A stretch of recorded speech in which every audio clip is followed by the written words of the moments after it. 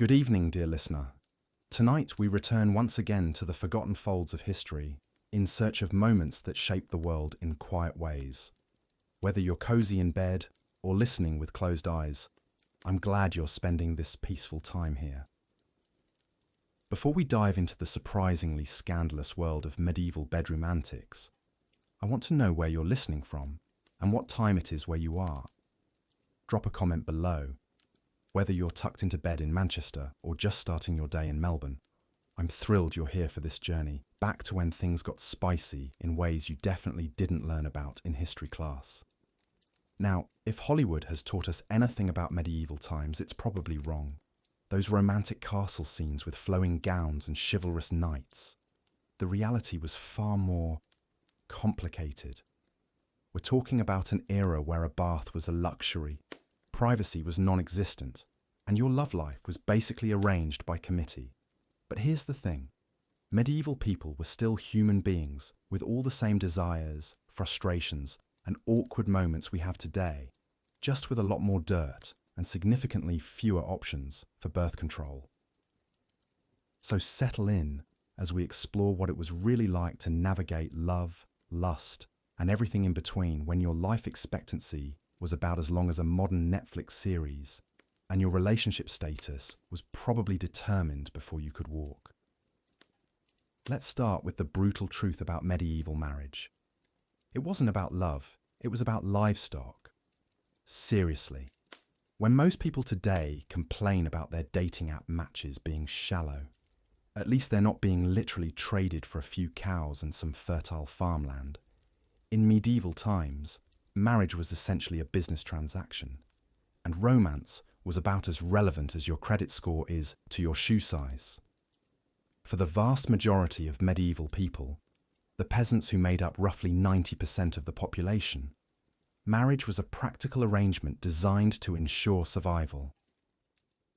Picture this.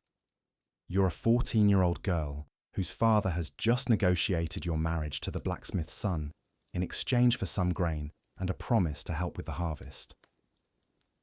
Your wedding night isn't preceded by months of courtship and romantic dinners. It's preceded by a brief ceremony where you're handed over like a particularly valuable piece of property. The medieval church had very specific ideas about sex, and spoiler alert, they weren't particularly enthusiastic about it. According to church doctrine, sex served exactly one purpose: making babies. Anything beyond that basic biological function was considered somewhere between sinful and downright demonic. The church actually provided detailed guidance on when married couples could and couldn't be intimate, creating what was essentially a medieval sexual calendar that would make modern relationship counselors weep. First, there were the obvious no-go times. Sundays, because that was God's day. Wednesdays and Fridays, because those were fasting days. The entire 40 days of Lent, because suffering was supposed to be spiritual. Then there were the feast days, and there were a lot of them. Add in the periods when women were considered unclean during menstruation and after childbirth, and you're left with maybe 100 days a year when the church grudgingly admitted that married couples could be intimate without risking eternal damnation. But here's where it gets really interesting. Despite all these restrictions, medieval people found ways to be remarkably creative about their romantic lives. The church could regulate marriage, but it couldn't regulate human nature. Love affairs were common, though incredibly risky. Getting caught in adultery could result in public humiliation, severe punishment, or even death, depending on your social status and how forgiving your spouse felt. The concept of courtly love emerged among the nobility as a way to channel romantic feelings that couldn't be expressed within marriage. Knights would declare passionate, usually unconsummated love for noble ladies, writing poetry and performing grand gestures while maintaining a supposedly chaste relationship. It was like medieval fan fiction, except the consequences for crossing the line were decidedly more permanent. For peasants, romantic expression was far more straightforward and practical. there were traditional festivals and celebrations where young people could meet and court each other with a bit more freedom than usual. May Day celebrations, harvest festivals, and other seasonal gatherings provided opportunities for flirtation, dancing, and the kind of romantic connections that might lead to marriage, assuming, of course, that the parents approved and the economic arrangements worked out. The reality of medieval sexual education was basically non-existent. Young people learned about intimacy through a combination of overheard conversations, observation of farm animals, and whatever garbled information they could glean from older relatives. The Church's official position was that too much knowledge about sex would lead to sin, so they kept information deliberately vague and focused primarily on the spiritual dangers of physical pleasure. This led to some truly bizarre medieval beliefs about reproduction and sexuality. Many people believed that conception required both partners to reach climax simultaneously, which inadvertently led to more attention being paid to female pleasure than you might expect. Others thought that a woman's diet during pregnancy would determine the baby's personality, or that certain positions could influence whether the child would be male or female. Medieval contraception was a mixture of folk wisdom, religious prohibition, and desperate improvisation. The Church officially forbade any attempt to prevent conception, considering it interference with God's will. But that didn't stop people from trying various methods, from herbal remedies to primitive barrier methods made from animal intestines. The effectiveness of these approaches was, to put it charitably, inconsistent. Women bore the primary responsibility for managing fertility, often relying on knowledge passed down through generations of mothers and midwives. Some medieval texts suggest that women used everything from honey and vinegar douches to amulets and prayers in attempts to prevent unwanted pregnancies. The tragic reality was that many women spent their entire adult lives in cycles of pregnancy, childbirth, and recovery, with maternal mortality rates that would be considered catastrophic by modern standards. For those rare individuals who chose religious life, celibacy was supposed to be absolute. But even monasteries and convents struggled with human nature. Medieval records are full of scandals involving monks and nuns who broke their vows, often with consequences that ranged from public penance to expulsion from religious orders.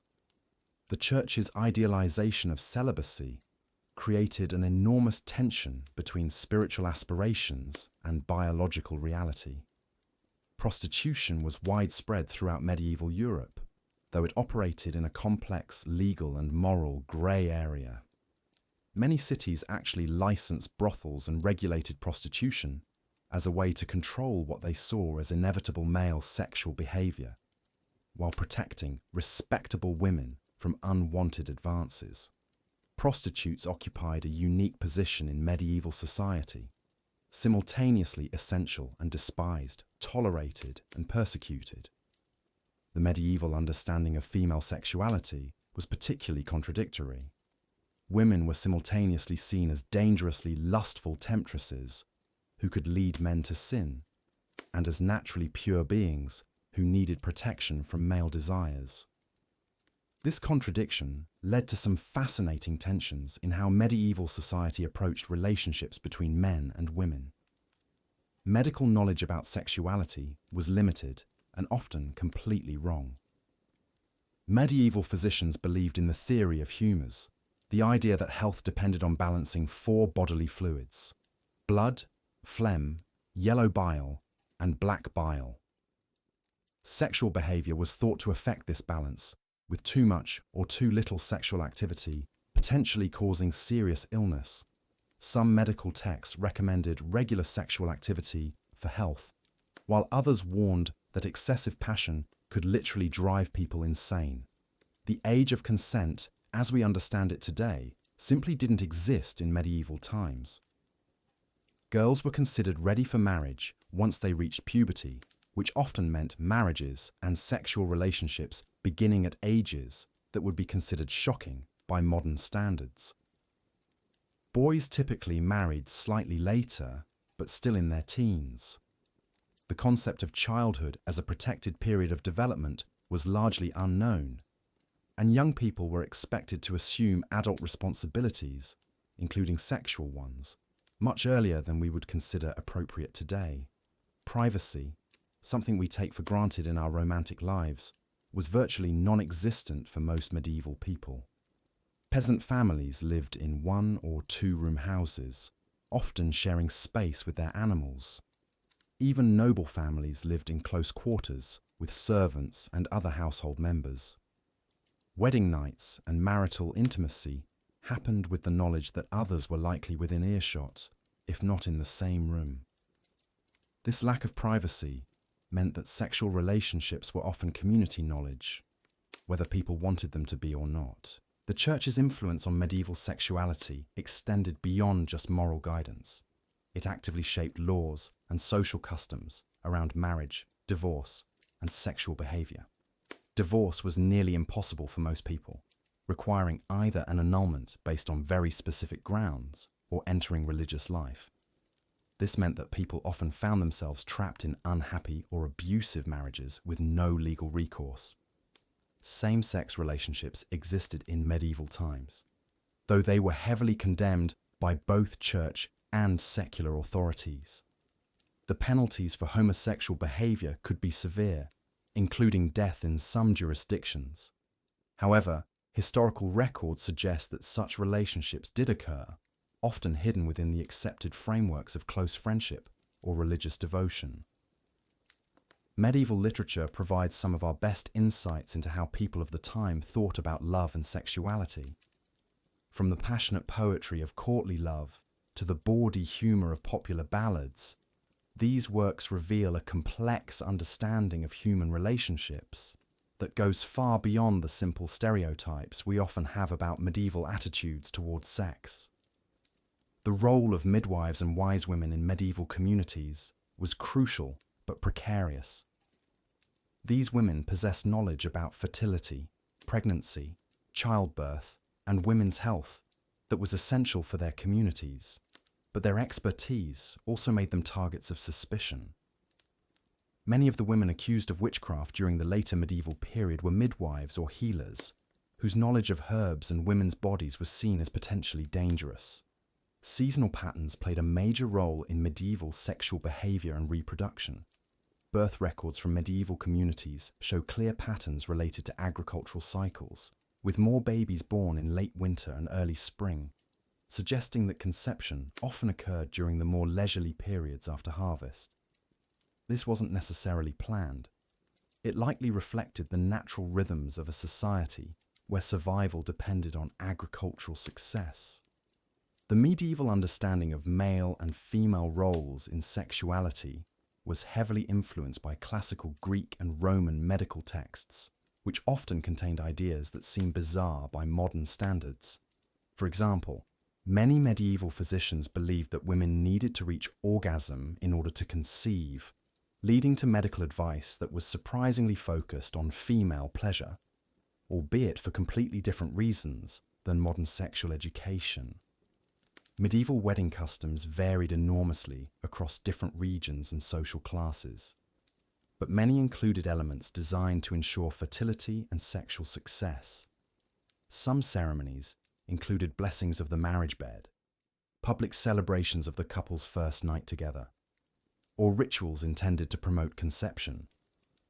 These customs reflected the community's investment in the couple's reproductive success. The concept of romantic love, as we understand it today, began to emerge during the medieval period, particularly in the literature and culture of courtly love. However, this idealized form of love was often explicitly non-sexual, creating a tension between spiritual devotion and physical desire that would influence European culture for centuries. For the vast majority of medieval people, sexual relationships were shaped by practical concerns: survival, economic stability, and social expectations. Romance, when it occurred, was often a luxury that few could afford to prioritize over the basic necessities of life. Yet within these constraints, people found ways to express affection, desire, and even genuine love. The medieval period laid the groundwork for many of our modern ideas about sexuality, relationships, and marriage, even as it established patterns and attitudes that would take centuries to change. Understanding medieval sexuality isn't just about satisfying historical curiosity.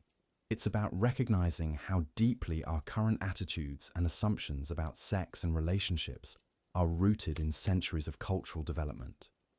As we've seen, sex in medieval times was far from the simple, repressed picture that popular culture often paints. It was complex, contradictory, and deeply human. Medieval people faced many of the same fundamental questions about love, desire, and relationships that we grapple with today, just within a very different framework of possibilities and constraints. The medieval approach to sexuality was shaped by a unique combination of religious doctrine, practical necessity, limited medical knowledge, and very human desires that transcended all attempts at control and regulation. While we might be grateful for modern advances in medicine, law, and social attitudes that give us more choices and better protection, the basic human experiences of love, lust, disappointment, and joy remain remarkably consistent across the centuries. Despite the Church's stern proclamations and society's rigid expectations, the reality of medieval sexual life was far more complex and contradictory than official doctrine would suggest. Behind closed doors, away from the watchful eyes of priests and moral authorities, people found ways to navigate their desires and intimate relationships that often diverged significantly from prescribed behavior. The Church's teachings on sexuality, while influential, were not uniformly enforced or universally followed. Rural communities in particular often maintained older customs and practices that predated Christian influence. Hand-fasting ceremonies, where couples would live together for a year and a day before formal marriage, remained common in many regions despite ecclesiastical disapproval. These trial marriages allowed couples to test their compatibility and fertility before making permanent vows, a practical arrangement that served community needs even as it challenged church authority. Medieval people possessed a surprisingly sophisticated understanding of human sexuality, though it was filtered through the lens of humoral theory and classical medical texts. Physicians believed that sexual pleasure was not only natural, but necessary for conception, leading to the curious notion that both partners needed to achieve climax for pregnancy to occur. This belief, derived from ancient Greek medical texts, meant that women's sexual satisfaction was considered medically important, even if it was morally suspect. The concept of female sexuality itself was deeply contradictory in medieval thought. Women were simultaneously viewed as lustful temptresses whose desires could lead men astray, and as passive vessels whose primary purpose was reproduction. Medical texts described women as having stronger sexual appetites than men, requiring careful management and control. Yet, the same culture that feared female sexuality also recognized its power, creating a tension that permeated medieval attitudes toward intimate relationships. Courtly love traditions, which flourished among the nobility, created an entirely different framework for understanding desire and romance. These elaborate rituals of devotion, often conducted outside the bounds of marriage, celebrated passionate longing and emotional connection in ways that directly contradicted church teachings about the sinfulness of desire. Knights would pledge themselves to married ladies, engaging in elaborate courtships that were understood to be spiritual and ennobling, even when they clearly contained erotic elements. The reality of medieval marriages varied enormously depending on social class, region, and individual circumstances. While many unions were indeed arranged for economic or political reasons, evidence from letters, court records, and literary sources suggests that affection and even passionate love were not uncommon. Couples developed genuine emotional bonds, shared intimate jokes and private languages, and mourned deeply when separated by death or circumstance. Sexual practices themselves were more varied than church doctrine would suggest. While official teaching condemned any sexual activity outside of procreative marriage, confession manuals and penitential texts reveal a wide range of behaviors that were common enough to require specific guidance for priests.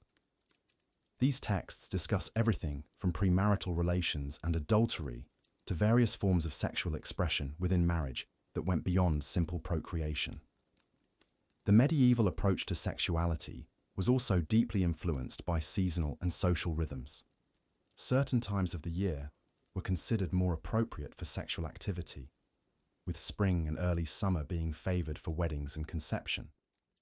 Religious calendars created extended periods of sexual abstinence, but these were often observed more in theory than in practice, particularly among the working classes who could not afford to limit their reproductive efforts to church-approved periods. Privacy, while scarce, was not entirely absent from medieval life. Couples found ways to create intimate spaces within the constraints of communal living arrangements. Bed curtains, private chambers for the wealthy, and the natural rhythms of rural life provided opportunities for sexual expression away from community oversight. The darkness of medieval nights, broken only by expensive candles or firelight, created natural boundaries around intimate activities. Medieval attitudes toward pregnancy and childbirth revealed complex understandings of sexuality and reproduction. While large families were generally desired for economic and social reasons, people also understood the risks of frequent pregnancy and developed various strategies for spacing children. Prolonged breastfeeding, which naturally suppressed ovulation, was one commonly used method, though its contraceptive effects were understood empirically rather than scientifically. The role of midwives and female healers in sexual and reproductive health created networks of knowledge that operated largely outside official medical and religious structures.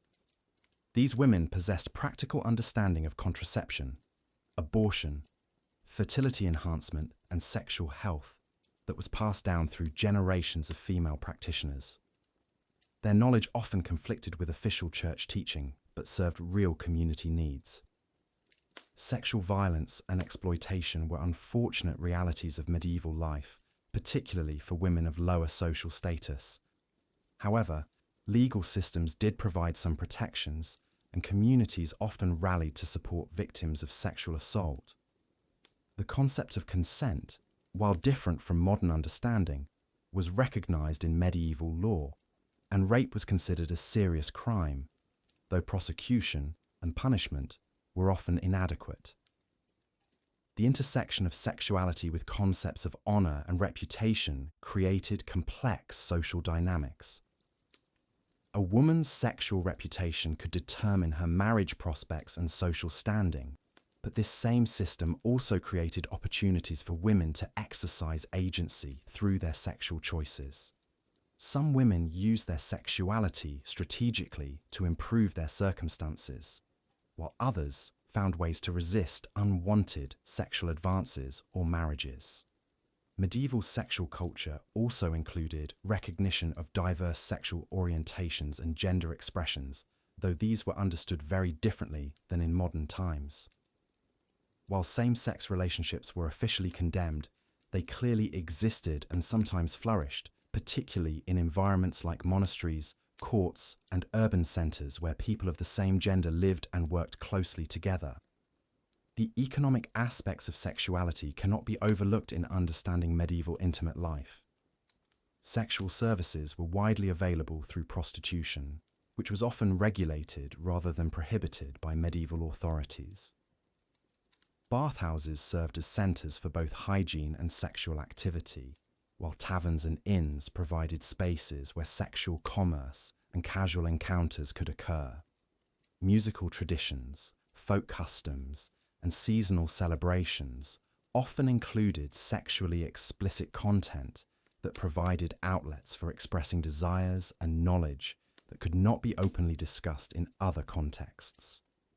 Harvest festivals, May Day celebrations, and wedding customs included rituals and songs that celebrated sexuality and fertility in ways that complemented and sometimes contradicted official religious teachings. The medieval understanding of sexual health included recognition that sexual activity had physical and emotional benefits beyond reproduction.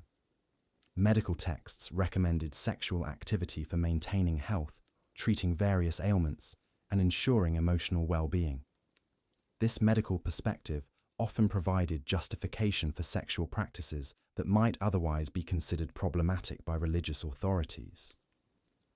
As medieval society evolved, particularly in urban centres and among merchant classes, new models of marriage and sexuality began to emerge. These included greater emphasis on companionate marriage, where emotional compatibility and mutual affection were valued alongside economic considerations. The rise of romantic literature and the increasing literacy of lay people contributed to new ways of thinking about love, desire, and intimate relationships. The legacy of medieval sexuality extends far beyond its own historical period. The tensions between desire and restraint, the complex negotiations between individual agency and social control, and the ongoing struggle to understand and regulate human sexuality establish patterns that would influence Western culture for centuries to come. Looking at medieval sexuality through the lens of practical experience and human nature, we find a world far more complex and nuanced than church doctrine might suggest. While religious authorities preached strict moral codes and attempted to regulate intimate behavior, the reality of medieval life created countless opportunities for passion, love, and desire to flourish in unexpected ways. The Church's influence on sexual practices was profound, yet often contradictory. Official teachings declared that sex was permissible only within marriage and solely for procreation, yet medieval theologians engaged in surprisingly detailed discussions about sexual pleasure. Many church scholars actually argued that both partners should experience satisfaction during intercourse, believing that mutual pleasure was necessary for conception. This led to remarkably frank conversations about technique, timing, and the importance of foreplay in ensuring both physical and spiritual harmony between spouses. Marriage itself operated on multiple levels of meaning and practice. While noble unions were primarily political and economic arrangements, even these strategic partnerships could blossom into genuine affection over time. Among common folk, marriages often began with practical considerations, but were frequently based on mutual attraction and compatibility. The church required consent from both parties, giving even peasant women a voice in their marital fate. Though family pressure and economic necessity certainly influenced these decisions, the reality of medieval sexuality was shaped by the rhythm of agricultural life and seasonal celebrations. Harvest festivals, May Day celebrations, and other communal gatherings provided opportunities for young people to meet, court, and form romantic attachments. These events often included dancing, singing, and ritualized games that allowed for physical contact and flirtation within socially acceptable bounds. The tradition of bundling, where courting couples could spend the night together fully clothed and often separated by a board, provided intimacy while maintaining technical propriety. Privacy was indeed scarce in medieval households, but this limitation sparked creativity and ingenuity.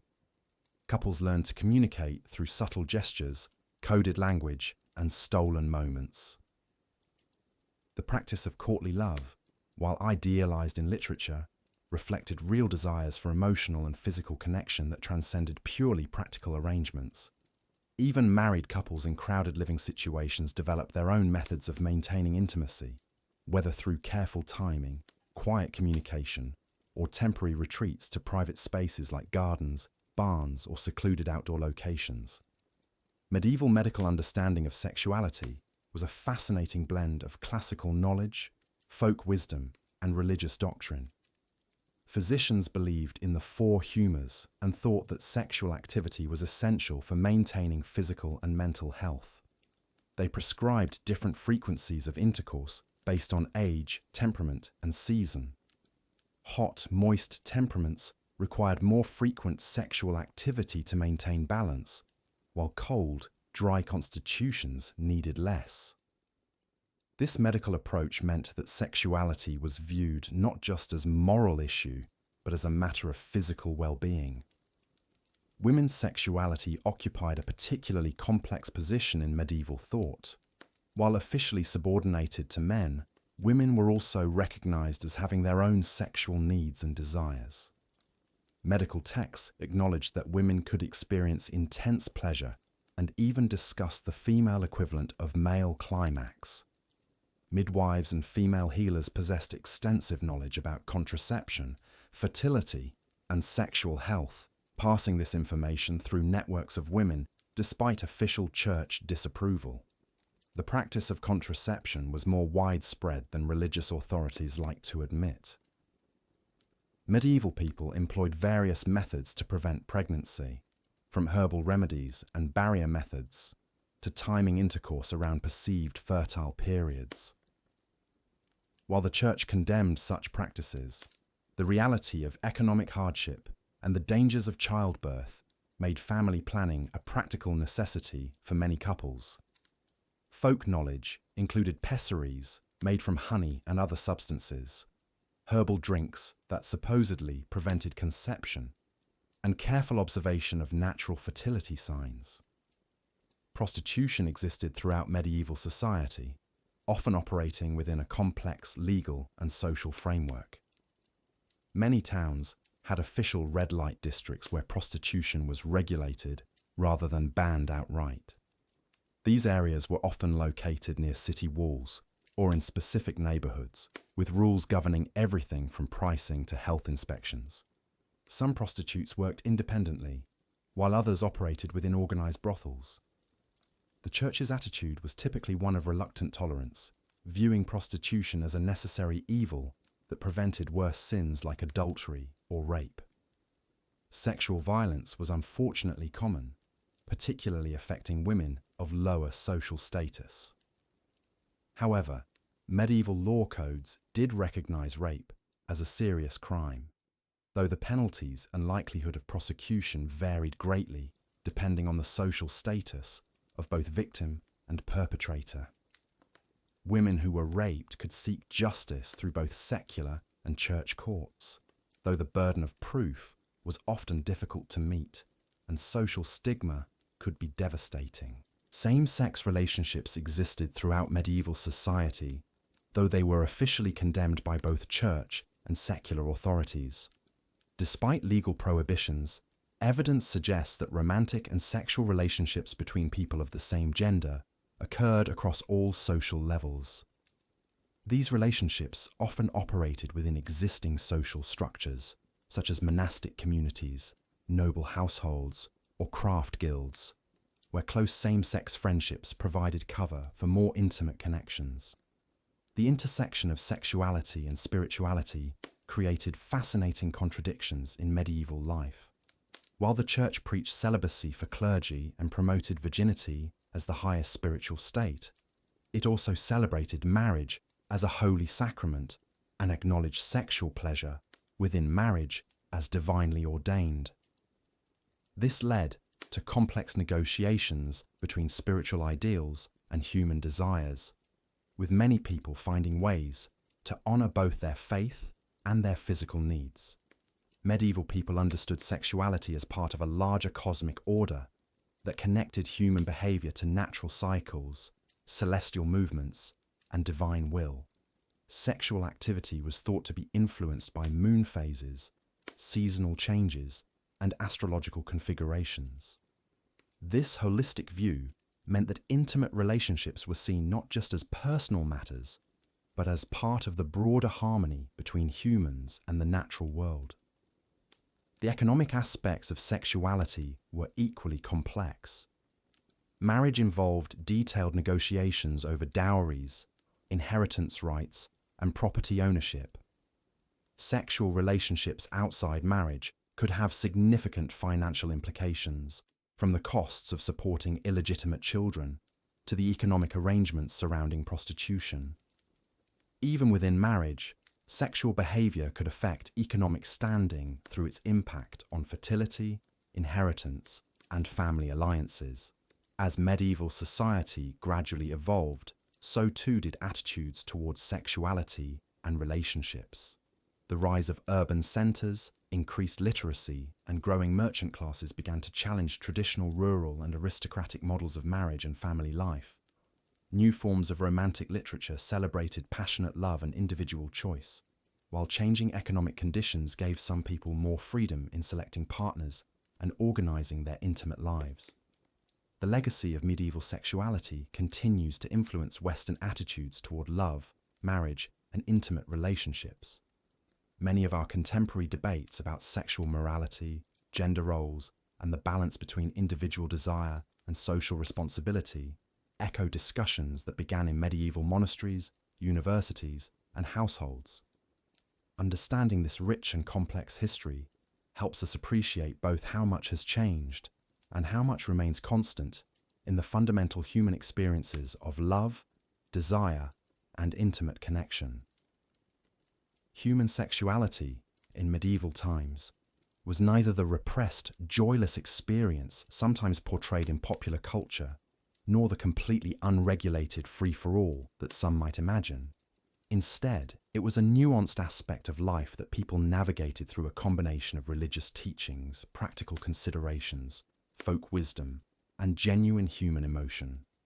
Medieval intimacy was governed by a complex web of practicalities, traditions, and spiritual beliefs that shaped every aspect of romantic and sexual expression. While the Church preached strict moral codes, the reality of daily life required a more nuanced approach to human relationships and desires. In the countryside, where most people lived, finding privacy for intimate moments presented constant challenges. Peasant families shared single-room dwellings with their children, elderly relatives, and often their livestock. The concept of a private bedroom was virtually unknown to the common folk. Couples had to be creative, stealing moments of solitude in barns, fields, or forests when circumstances allowed. Even then, they risked discovery by neighbours, family members, or the watchful eyes of the church. Marriage among the peasantry was primarily an economic arrangement designed to merge resources and ensure survival rather than celebrate romantic love. Parents typically arranged matches based on practical considerations: the size of a dowry, the quality of land holdings, or the need for additional labour. Young people had little say in these decisions, though some managed to influence their parents' choices through persistent appeals or strategic alliances with sympathetic relatives. Despite these constraints, genuine affection often developed between spouses over time. Shared hardships, the birth of children, and years of working side by side created bonds that transcended the original economic motivations. Medieval literature, while often idealized, suggests that many couples found deep satisfaction in their partnerships, even when they began as strangers. The Church's teachings on sexuality created a complicated landscape for medieval couples. Sexual activity was officially sanctioned only within marriage, and only for the purpose of procreation. The clergy designated numerous days throughout the year when sexual relations were forbidden, including Sundays, holy days, feast days, fast days, and during pregnancy and menstruation. By some calculations, these restrictions left fewer than 90 days per year when intimate relations were officially permitted. However, evidence suggests that many couples ignored these prohibitions when practical considerations demanded it. The rhythm of agricultural life, with its intense seasonal demands, often took precedence over ecclesiastical calendars. Harvest time, when entire communities worked together from dawn to dusk, created its own schedule for human relationships.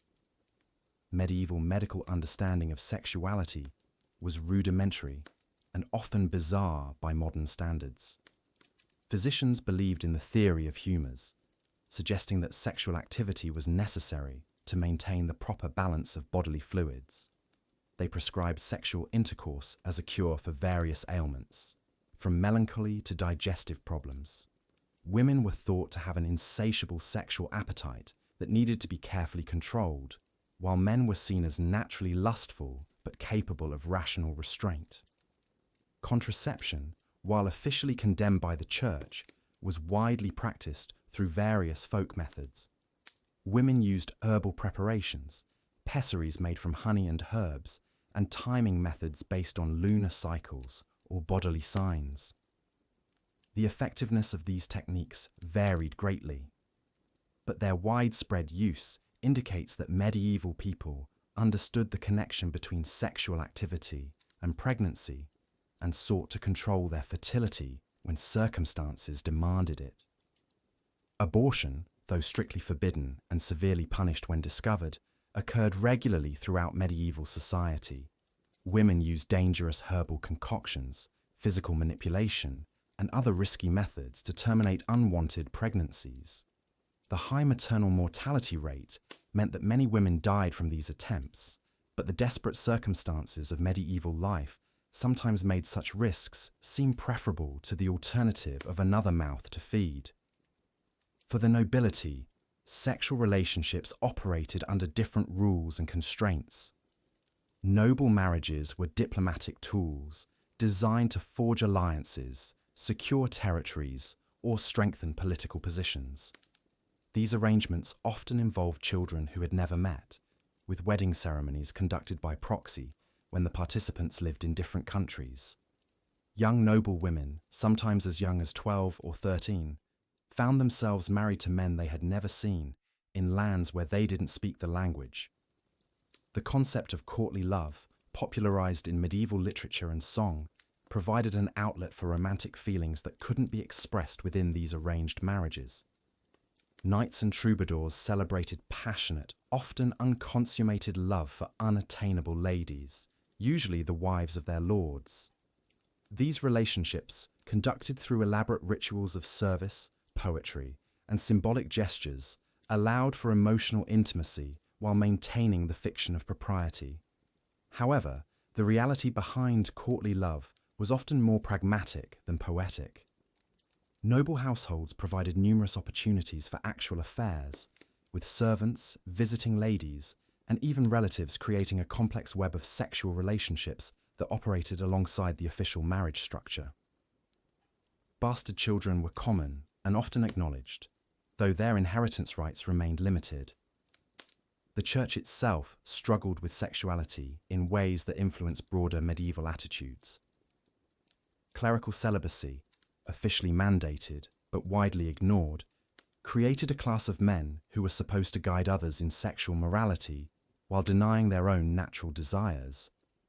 Many priests, bishops, and even popes maintained long-term relationships with women, often called housekeepers or nieces, who functioned as unofficial wives.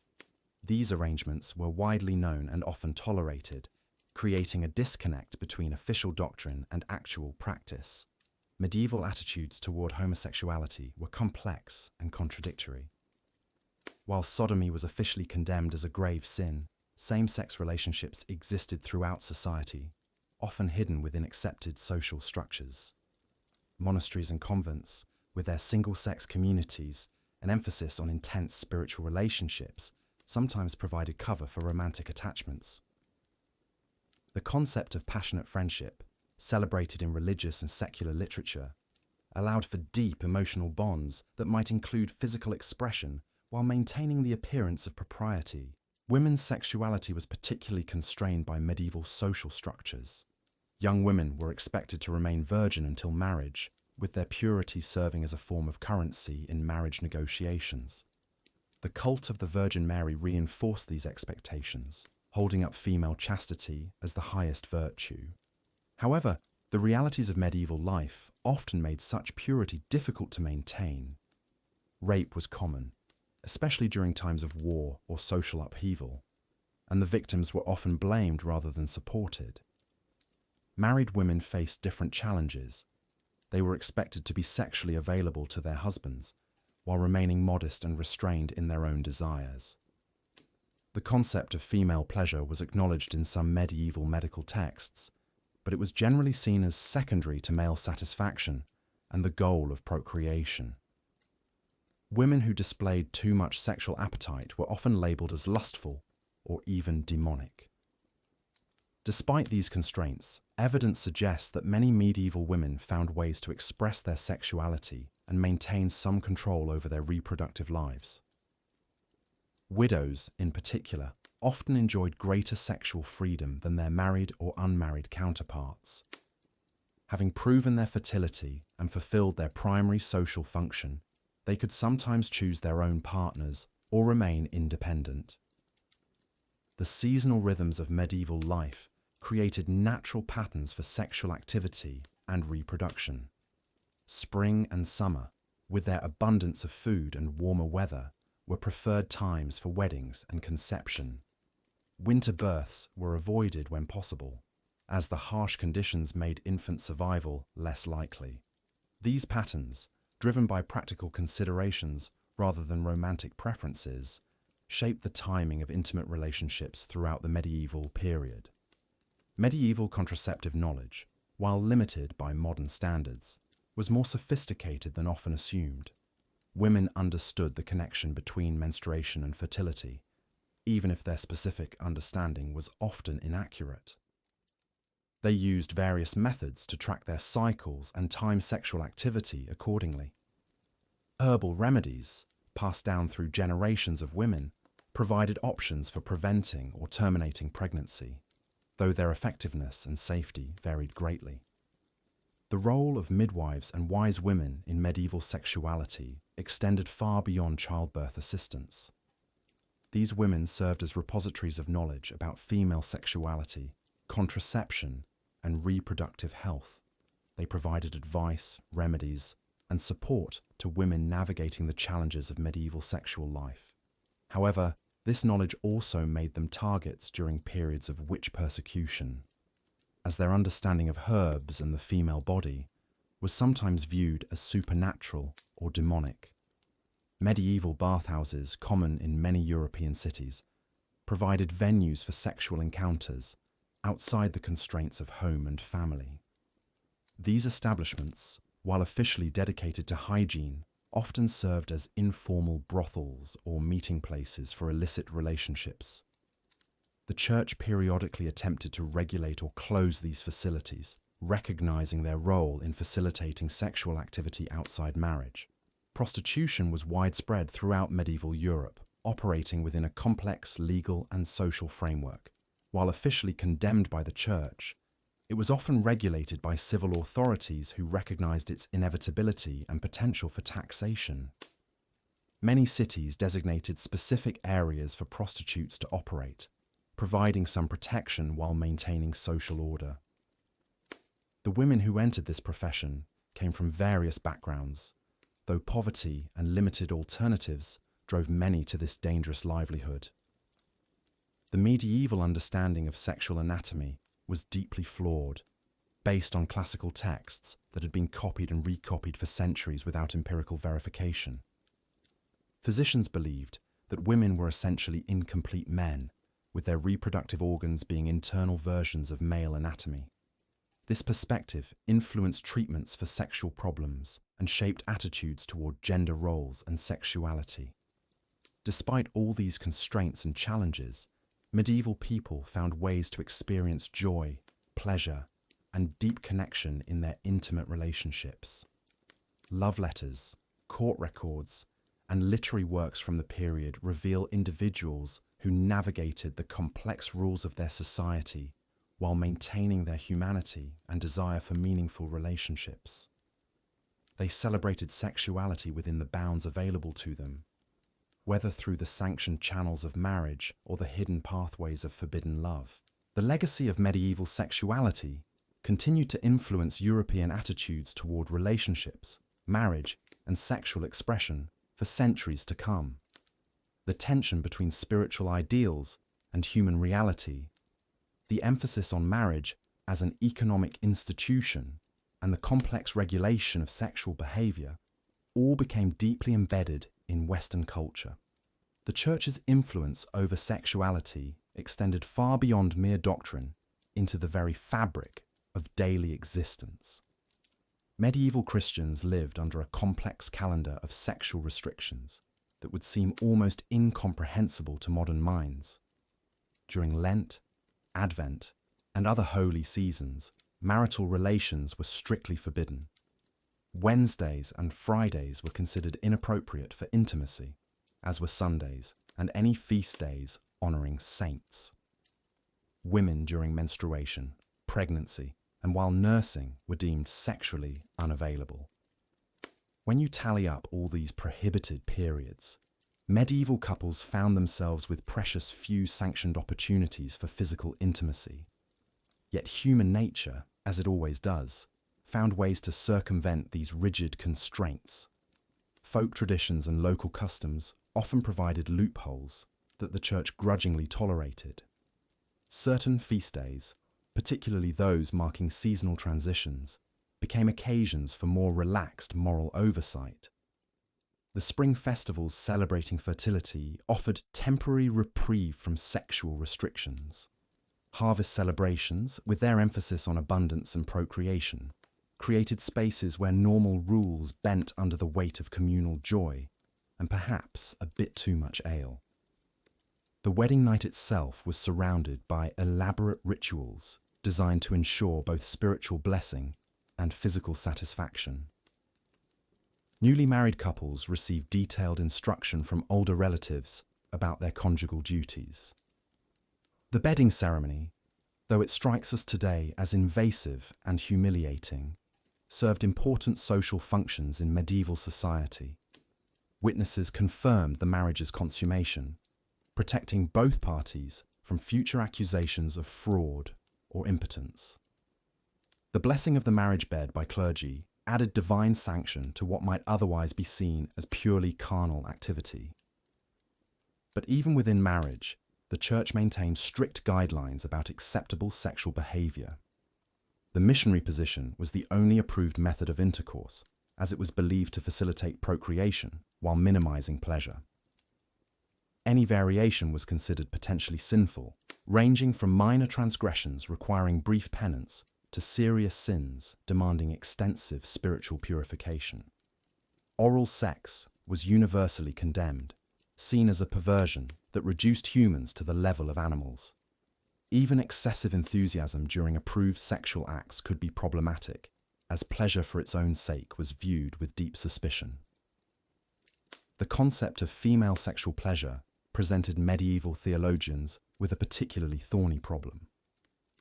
While they acknowledged that women needed to experience some level of satisfaction for conception to occur, they worried about the spiritual implications of female desire. Medical texts from the period reveal a fascinating tension between practical knowledge and religious doctrine. Physicians understood that female orgasm was often necessary for pregnancy, yet they struggled to reconcile this biological reality with theological teachings about the inherent sinfulness of sexual pleasure. Some medical authorities developed elaborate theories about the timing and nature of female climax. They believed that simultaneous orgasm between husband and wife produced the strongest children, leading to detailed instructions about sexual technique that seem remarkably progressive for their time.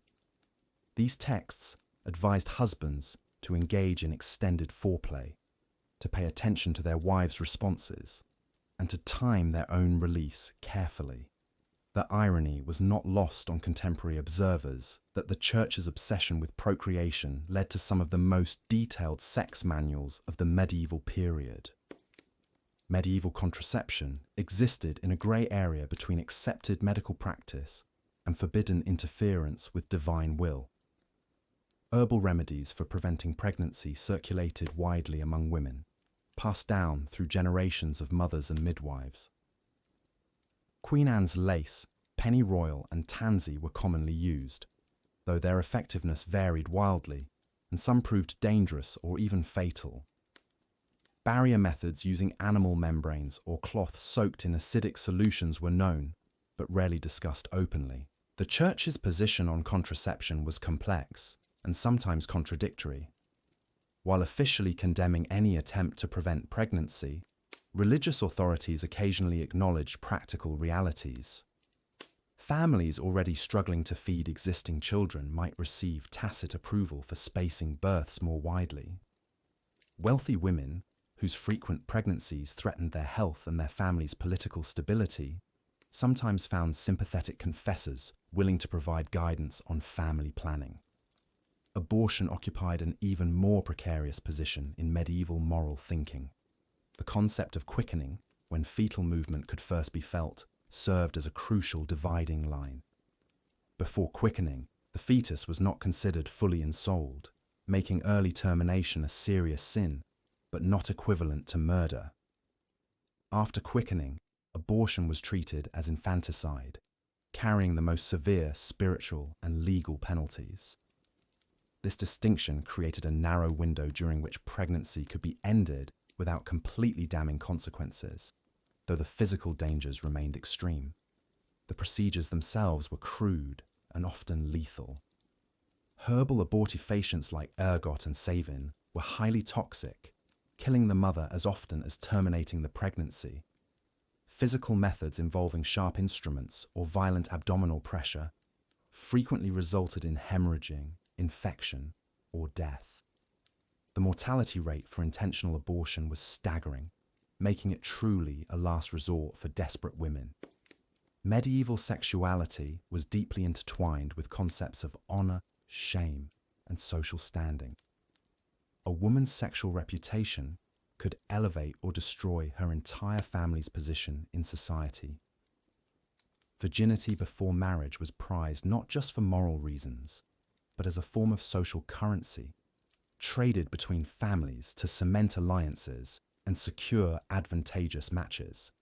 The public nature of medieval life meant that sexual misconduct was difficult to conceal, leading to elaborate systems of surveillance and gossip that policed community morality. Young people navigated these treacherous waters with varying degrees of success. Courtship rituals provided structured opportunities for potential partners to interact while maintaining appropriate boundaries. The practice of bundling, where courting couples shared a bed while fully clothed and often separated by a wooden board, allowed for intimate conversation and emotional connection without crossing sexual lines. These customs acknowledged the natural desires of young people while providing safeguards against impropriety. The reality of medieval sexuality, as with so many aspects of life in this period, was marked by profound contradictions between ideal and practice.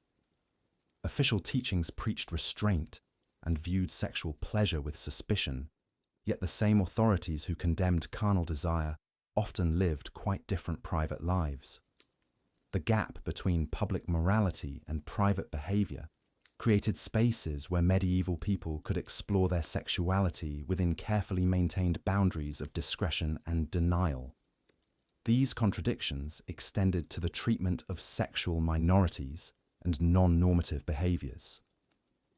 While homosexual acts were universally condemned in official doctrine, the practical enforcement of these prohibitions varied enormously.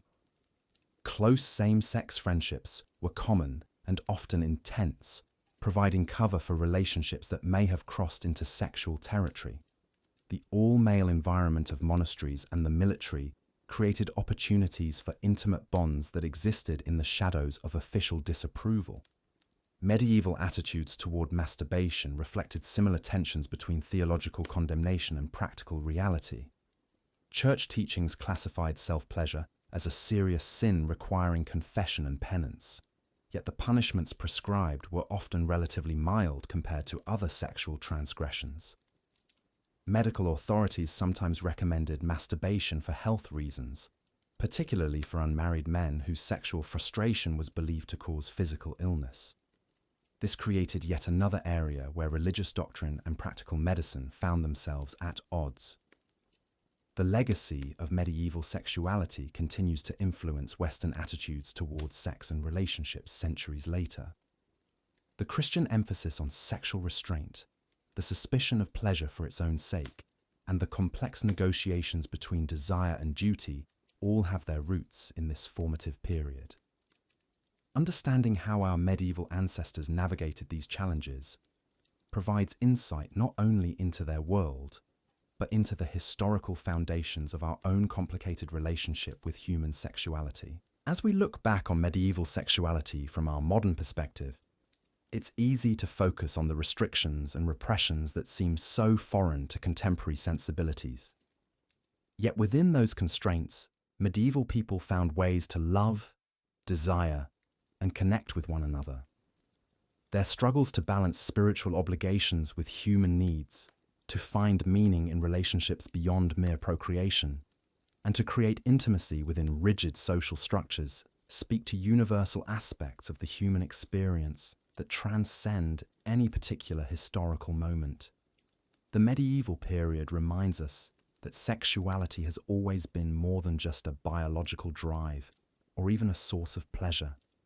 It has been a realm where power, spirituality, love, and identity intersect in complex and often contradictory ways.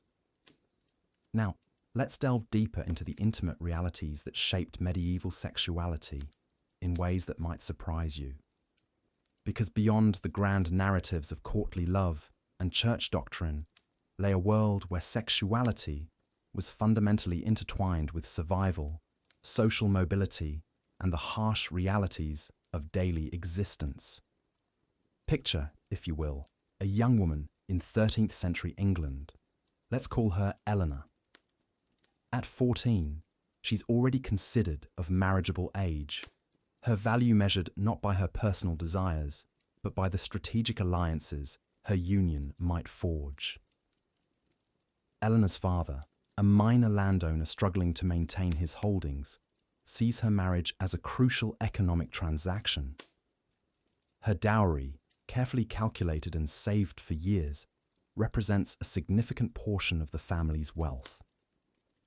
This wasn't romance as we understand it today, but rather a complex negotiation where sexuality served as currency in the medieval economy of power. The wedding night itself was a public affair in ways that would horrify modern sensibilities. It wasn't uncommon for family members and witnesses to escort the couple to their marriage bed, sometimes even remaining nearby to ensure the consummation actually took place. This wasn't mere voyeurism, though it might seem so to our contemporary eyes. Rather, it reflected the profound social and economic importance of sexual union in cementing alliances and ensuring legitimate heirs. The bedsheets might be examined the following morning for proof of the bride's virginity and the marriage's consummation, physical evidence that held legal weight in disputes over inheritance and property rights. But Eleanor's experience would have been shaped by more than just social expectations. The medieval understanding of female sexuality was a fascinating contradiction, simultaneously acknowledging women's sexual desires while attempting to control and channel them. Medical texts of the time, heavily influenced by ancient Greek and Roman sources, actually insisted that female pleasure was necessary for conception. This wasn't progressive thinking in our modern sense, but rather a practical concern rooted in the desperate need for legitimate heirs in a world where infant mortality rates soared and political stability often hung by the thread of dynastic succession. Medieval physicians believed that both partners needed to reach climax for pregnancy to occur, leading to advice that might seem surprisingly enlightened. Texts like those of Albertus Magnus counseled men to be patient and attentive lovers, to ensure their wives' satisfaction, not just for pleasure's sake, but as a medical necessity. This created an interesting dynamic where male sexual performance was judged not just by dominance or virility, but by their ability to bring their partners to fulfillment. Yet this medical understanding existed alongside deeply contradictory religious teachings. The church preached that sexual pleasure, even within marriage, was inherently sinful.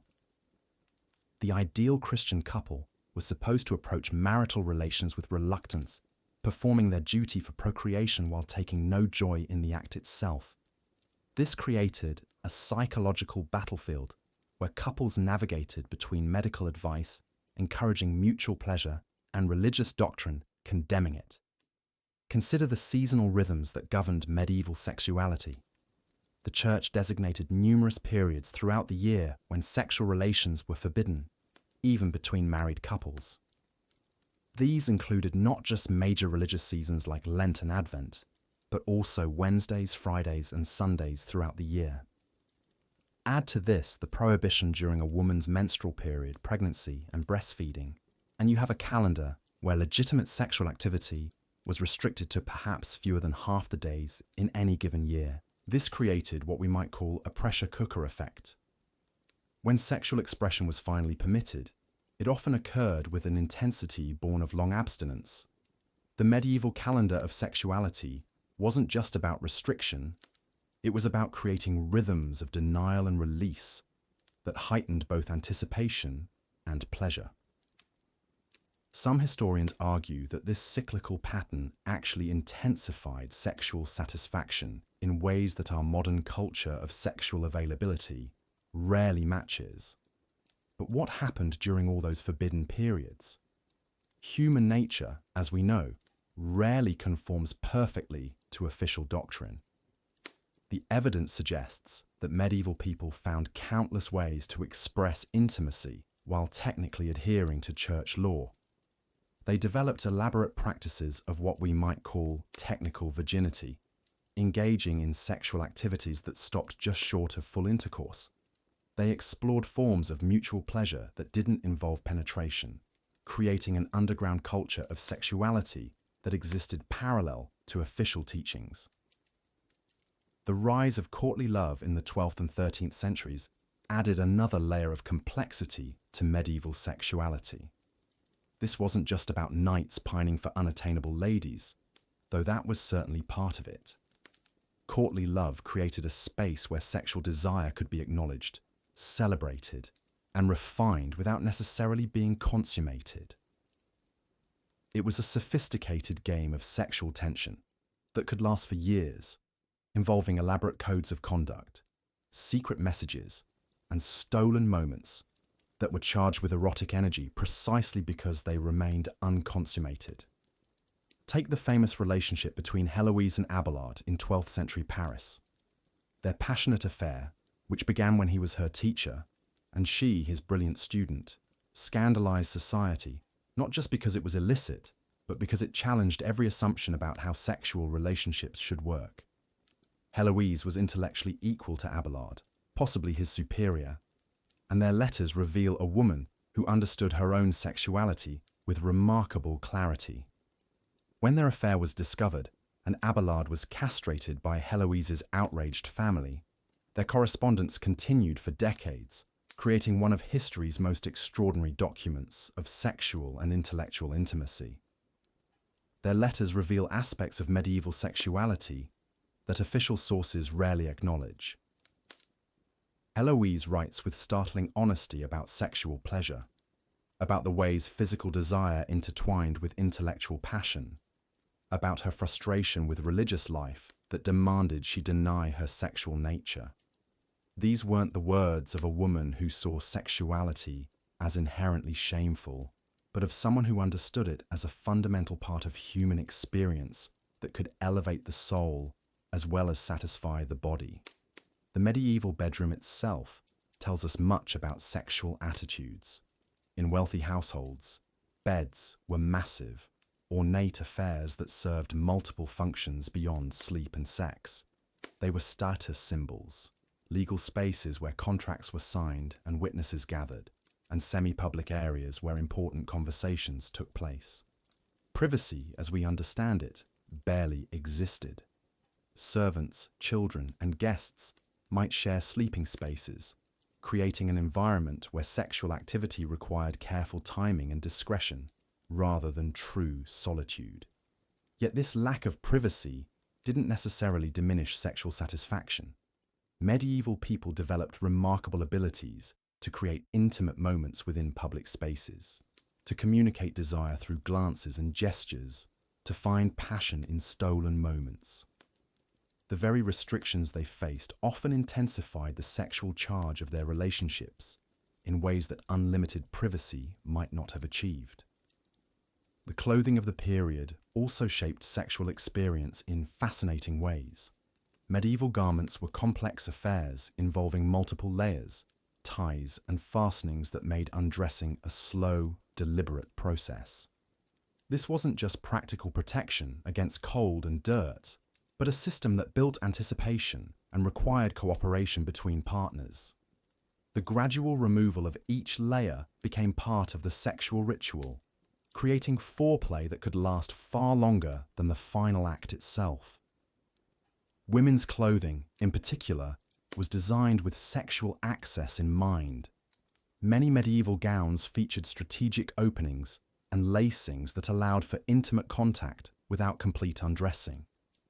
This practical design reflected a culture that understood sexuality as something that needed to be accommodated within the constraints of daily life, not something that required complete withdrawal from normal activities. The medieval understanding of male sexuality was equally complex and contradictory.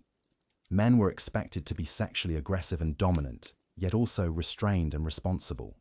The ideal medieval man was supposed to channel his sexual energy into productive activities, warfare, governance, and the protection of women and children. Sexual excess was seen as a sign of weakness and poor character, while sexual inadequacy was equally shameful.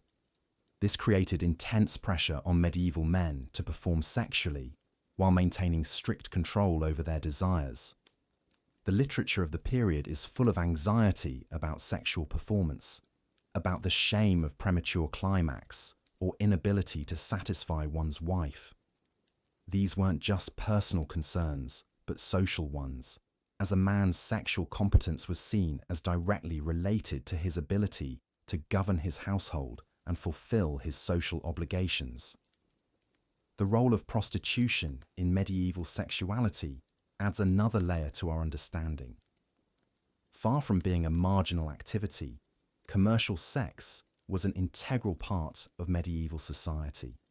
Most major cities had designated red light districts, often officially sanctioned and regulated by local authorities. These weren't hidden underground operations, but legitimate businesses that served crucial social functions. Medieval prostitution wasn't just about providing sexual release for unmarried men, though that was certainly part of its purpose. It also served as a kind of sexual education system, where young men could learn techniques and gain experience before marriage. The more expensive courtesans were often highly educated women who provided not just sexual services but companionship, conversation, and cultural refinement that many marriages couldn't offer. The Church's attitude toward prostitution was characteristically contradictory. While officially condemning commercial sex, many religious authorities tacitly accepted it as a necessary evil that prevented worse sins like adultery and rape.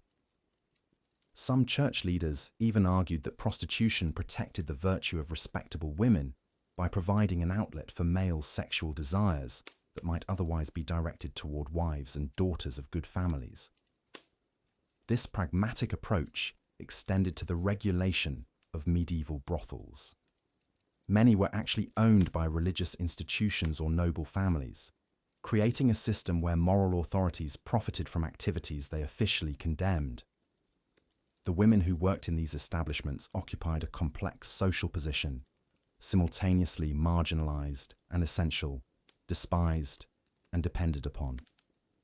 As we delve deeper into these intimate realities, we begin to see that medieval sexuality was far more nuanced and sophisticated than popular imagination suggests. It was a world where pleasure and pragmatism intertwined, where religious ideals battled human nature, and where sexuality served functions far beyond personal satisfaction.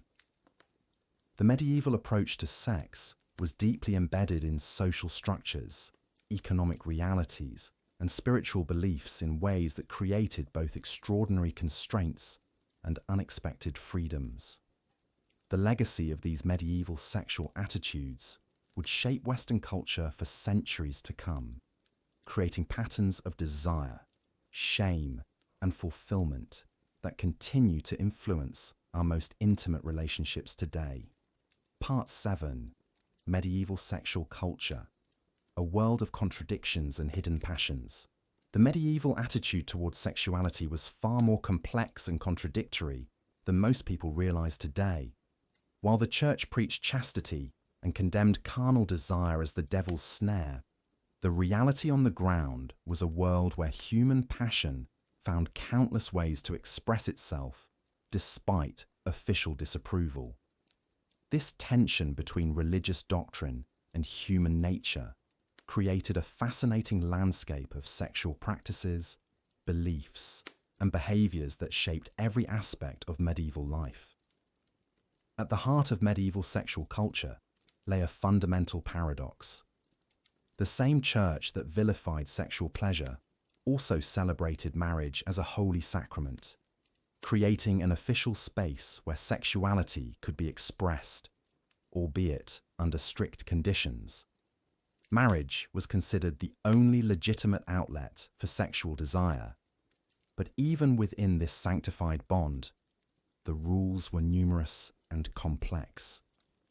Couples were forbidden from engaging in sexual relations on Sundays, holy days, during Lent, and throughout various other religious observances that could amount to nearly half the year. The church taught that sex should be conducted only for procreation, in the missionary position, preferably in darkness, and certainly without any display of enthusiasm or pleasure that might suggest the participants were enjoying themselves too much. Yet despite these restrictions, medieval marriage manuals reveal a surprisingly nuanced understanding of sexual compatibility and pleasure.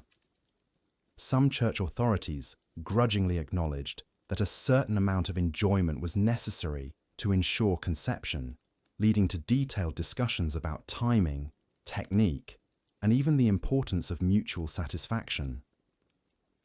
The influential theologian Thomas Aquinas argued that while excessive sexual pleasure was sinful, the complete absence of pleasure might indicate a lack of proper marital affection, which was also problematic. This created a narrow window of acceptable sexuality that couples were expected to navigate with the precision of theological scholars. The concept of courtly love emerged as a fascinating counterpoint to the Church's restrictive teachings, creating an entirely separate sexual culture among the nobility. This elaborate system of romantic devotion typically involved a knight's passionate, often unrequited love for a married noblewoman of higher social standing. The entire framework was built around the tension between desire and denial, creating an erotic charge through elaborate rituals of worship, secret messages, stolen glances, and carefully orchestrated encounters that stopped just short of physical consummation. The literature of courtly love is filled with metaphors of burning passion, sleepless nights, and the exquisite agony of unfulfilled desire. What made courtly love particularly subversive was its celebration of adulterous passion as the highest form of romantic expression. The very impossibility of fulfillment was seen as what elevated these relationships above the mundane realities of arranged marriages and conjugal duty. Troubadours composed elaborate songs celebrating the beauty and virtue of unattainable ladies, while romance literature explored every nuance of forbidden desire. The famous affair between Lancelot and Guinevere in Arthurian legend epitomized this tradition, presenting adultery not as sin, but as the inevitable result of true love, encountering the artificial barriers of social convention. Of course, the reality behind these romantic ideals was often more pragmatic. Many relationships that began as courtly love affairs eventually became fully sexual, conducted with varying degrees of discretion depending on the social status and political connections of the participants. The elaborate ritual of courtly love provided a sophisticated framework for extramarital relationships that allowed both parties to maintain their reputations while pursuing their desires. A lady could receive gifts, poetry, and devoted attention from multiple suitors without necessarily compromising her virtue, while knights could demonstrate their refinement and emotional depth through their romantic pursuits. The common people developed their own approaches to sexuality that were often more straightforward and practical than either church doctrine or courtly romance. Rural communities had long-standing traditions of bundling, where courting couples would spend the night together in bed, separated only by a wooden board or bundled in separate blankets. This practice allowed young people to get to know each other intimately while theoretically preserving virginity, though the frequency of pregnant brides suggests that the theoretical and practical aspects of bundling often diverged significantly. Village festivals and seasonal celebrations provided regular opportunities for sexual expression that the church could never entirely suppress. These events served as safety valves for a society that otherwise imposed strict controls on sexual expression, allowing young people in particular to meet potential partners and engage in flirtation and courtship that might otherwise be impossible. The medieval understanding of human sexuality was deeply influenced by the classical theory of the four humours, which held that sexual desire and performance were directly related to the balance of hot, cold, wet, and dry elements in the body. Men were considered naturally hot and dry, making them more sexually aggressive and prone to lust, while women were thought to be cold and wet, supposedly making them less interested in sex but more capable of conception when properly heated through foreplay and passion. This led to detailed discussions about diet, exercise, and even astrological timing as ways to optimize sexual performance and fertility. Medical treatises of the period reveal a surprisingly sophisticated understanding of female sexuality, contradicting the modern stereotype of medieval ignorance about women's bodies. Physicians understood the importance of female orgasm for conception, leading to detailed advice about techniques for ensuring mutual satisfaction. Some medical texts even included diagrams and explicit instructions that would not seem out of place in modern sex manuals. The famous physician Avicenna wrote extensively about the importance of emotional connection and gradual arousal, while other authorities discuss the optimal frequency of sexual relations for different ages and temperaments. The medieval period also saw the development of an extensive literature of sexual instruction, much of it disguised as medical or theological writing to avoid church censorship. These texts ranged from straightforward practical advice to elaborate allegorical works that used religious or mythological imagery to discuss sexual techniques and philosophy. The influential Speculum Alfoderi provided detailed guidance on everything from personal hygiene to advanced sexual positions, while works like De Secretis Mulierum explored the mysteries of female sexuality with a combination of medical knowledge and folkloric wisdom. Perhaps most surprisingly, medieval culture developed a rich tradition of sexual humor and parody that provided another outlet for expressions of sexuality that would otherwise be forbidden. Fablio, popular comic tales, often performed by traveling entertainers, featured elaborate plots revolving around adultery, sexual trickery, and the battle of the sexes.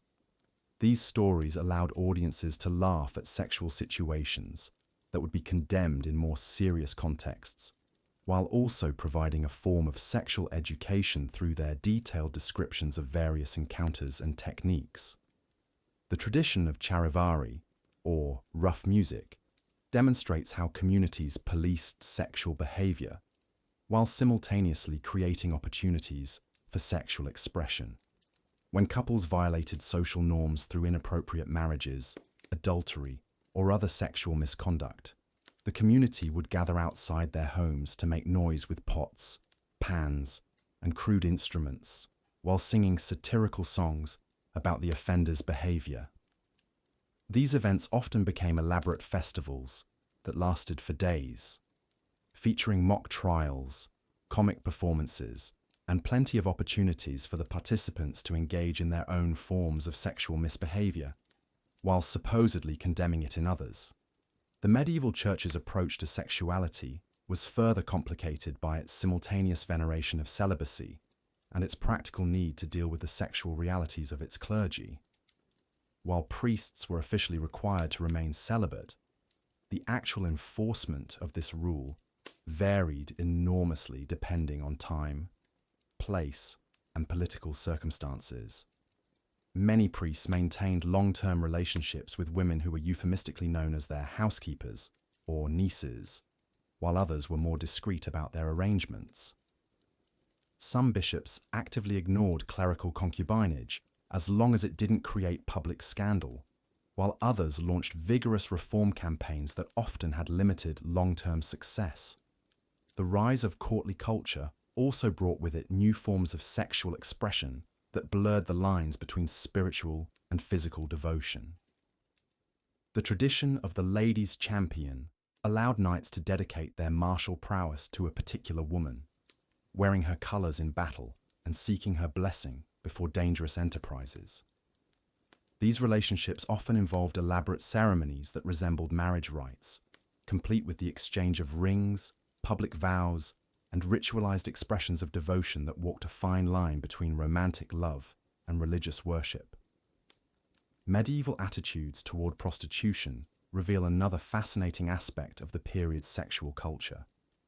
While officially condemned by the Church, prostitution was widely tolerated and even regulated by secular authorities who recognized it as a necessary social institution.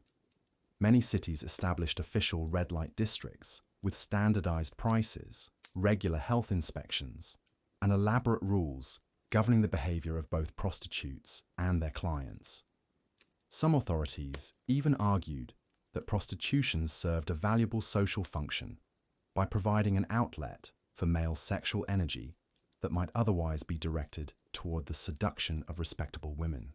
The medieval period's approach to same-sex relationships was similarly complex and contradictory. While sodomy was officially condemned as one of the worst possible sins, the reality was more nuanced. Close same-sex friendships were celebrated in both religious and secular contexts, with elaborate rituals of brotherhood and sisterhood that often included sharing beds, exchanging vows, and expressing passionate devotion in language that would later be considered explicitly romantic. The line between acceptable friendship and forbidden sexuality was often unclear, allowing relationships to develop that might technically violate church teachings, while remaining socially acceptable as long as they weren't explicitly sexual. As medieval society gradually evolved toward the Renaissance, these various streams of sexual culture began to converge and transform in ways that would reshape European attitudes toward love, marriage, and sexuality for centuries to come. The tension between religious restriction and human desire that characterized medieval sexual culture never fully resolved, but it created a rich and complex landscape of sexual expression that defies simple categorization. From the highest courts to the humblest villages, medieval people found countless ways to pursue love, desire, and human connection within the constraints of their time, leaving behind a legacy that continues to influence our understanding of sexuality, romance, and the eternal human struggle between passion and propriety. The story of medieval sexuality is ultimately the story of human ingenuity in the face of repression, creativity in the pursuit of connection, and the irrepressible nature of desire itself. Now, as we've seen, the medieval world was one of stark contradictions and hidden complexities, nowhere more so than in the realm of human intimacy and desire. The Church may have preached restraint and purity, but behind closed doors, and in the shadows of society, passion found its way like water through stone. Tonight, let us pull back the heavy curtain that history has drawn over these most private moments and explore what truly happened when the candles were snuffed out and medieval folk sought comfort in each other's arms. The reality of medieval sexuality was far more nuanced than the simple narrative of religious repression that we often imagine. Yes, the Church wielded enormous influence over every aspect of daily life, including the most intimate. But human nature, with all its yearnings and desires, proved remarkably resilient against even the most rigid doctrinal constraints. in the flickering candlelight of medieval bedchambers, in the hay-scented darkness of barn lofts, in the secluded groves where lovers met, a different story unfolded entirely. For married couples, intimacy was governed by a complex web of religious calendar restrictions that would seem almost comical today if they weren't so thoroughly enforced. The church had designated no fewer than half the days of the year as inappropriate for marital relations. Sundays were forbidden, as were Wednesdays and Fridays. The 40 days of Lent, the weeks leading up to major feast days, the periods of Advent, and countless saints' days all required abstinence. Women's monthly cycles imposed additional restrictions, as did pregnancy and nursing. When you calculated all these prohibitions, a medieval married couple might find themselves with fewer than 90 days a year when intimacy was officially sanctioned by the church. Yet for all these restrictions, medieval people found ways to express their desires and maintain the bonds of physical affection that make us human. The evidence comes to us in fragments, whispered confessions recorded by priests, court records of moral transgressions, and the surprisingly frank medical texts that circulated among the educated classes. These sources paint a picture of a society where sexuality, though heavily regulated, remained a vital and acknowledged part of human experience. Medieval physicians, influenced by the classical writings of Galen and other ancient authorities, held surprisingly enlightened views about human sexuality by the standards of their time. They understood that sexual satisfaction was important for both men's and women's health and well-being. Medical treatises discussed the female anatomy with a level of detail and accuracy that might surprise modern readers. They recognized the clitoris, which they called the landica, and understood its role in female pleasure. Some medical texts even provided detailed instructions for achieving mutual satisfaction between spouses, viewing sexual harmony as essential for a stable marriage and healthy offspring. The concept of female pleasure was not taboo in medieval medical thought, as it would become in later centuries. Physicians believed that women needed to achieve climax in order to conceive, based on the theory that both partners must release their seed for procreation to occur. This led to a remarkable frankness in discussing techniques for ensuring female satisfaction. Medieval medical manuals contained advice that would not seem out of place in a modern relationship guide, discussing foreplay, timing, and the importance of patience and consideration between partners. But beyond the medical texts and official church teachings lay the rich world of folk wisdom and popular culture that shaped how ordinary people understood and experienced sexuality. In the villages and towns where most medieval people lived, knowledge about intimacy was passed down through generations of mothers to daughters, shared among women as they worked together spinning, weaving, and tending children. This oral tradition preserved practical knowledge about contraception, fertility, and sexual health that often contradicted or supplemented official teachings. Contraception, though officially forbidden by the church, was widely practiced using methods that ranged from the surprisingly effective to the utterly useless.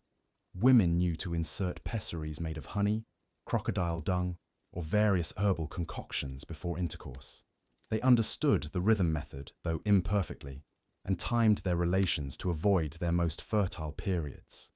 Herbal remedies like Queen Anne's lace seeds, pennyroyal, and rue were consumed as early abortifacients. Some of these folk remedies have since been validated by modern science, while others were dangerous or ineffective, but they represent a determination to control fertility that transcended religious prohibitions.